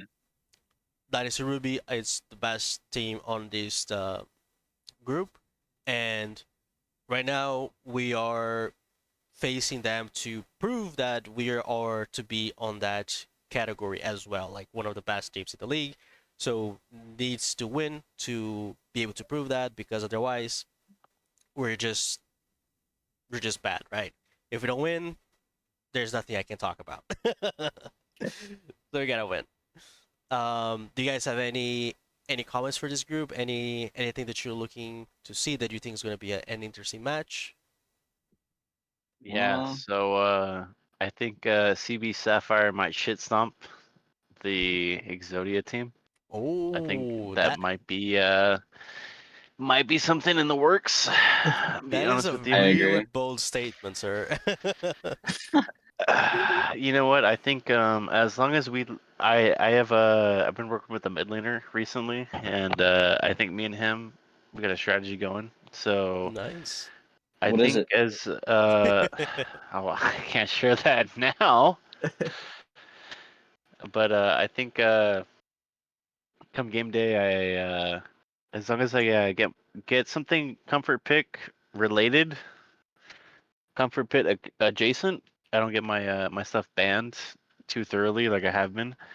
I think I'm gonna put on a show for you guys. To be honest. Ooh, I love that. I definitely would like to see what's going on. Looking forward to see the match on Friday.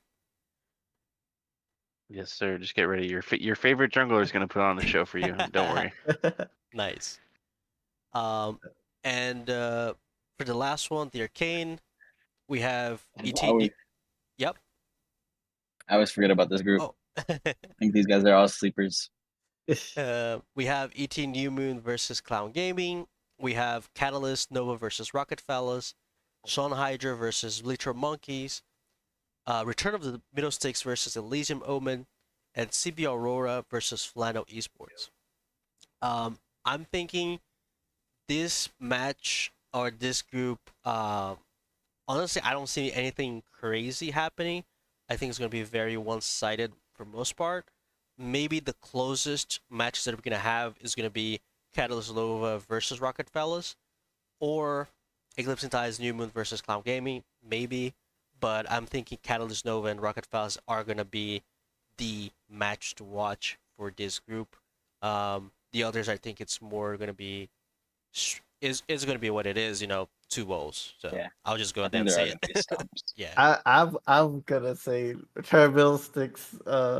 I want to see what the juggler builds next game. I I'm I actually don't want to surprised. see I it. I think I want to might see if just it's tune if in it, just to see if it's troll or not. I just want to see if it's an innovator or a sleeper. Somebody send this jungler fucking blitz.gg or u.gg. Hopefully he can figure out a build from there. Go to pro guides, bro. Professor or something, because god damn, I don't know. I think for the Hexa group, I honestly think we're gonna 2-0 Boostus. I think they're. Ooh. I think Shadowfrost and Boostus are just not better than us. Ooh, There's no I way. like that. I like that.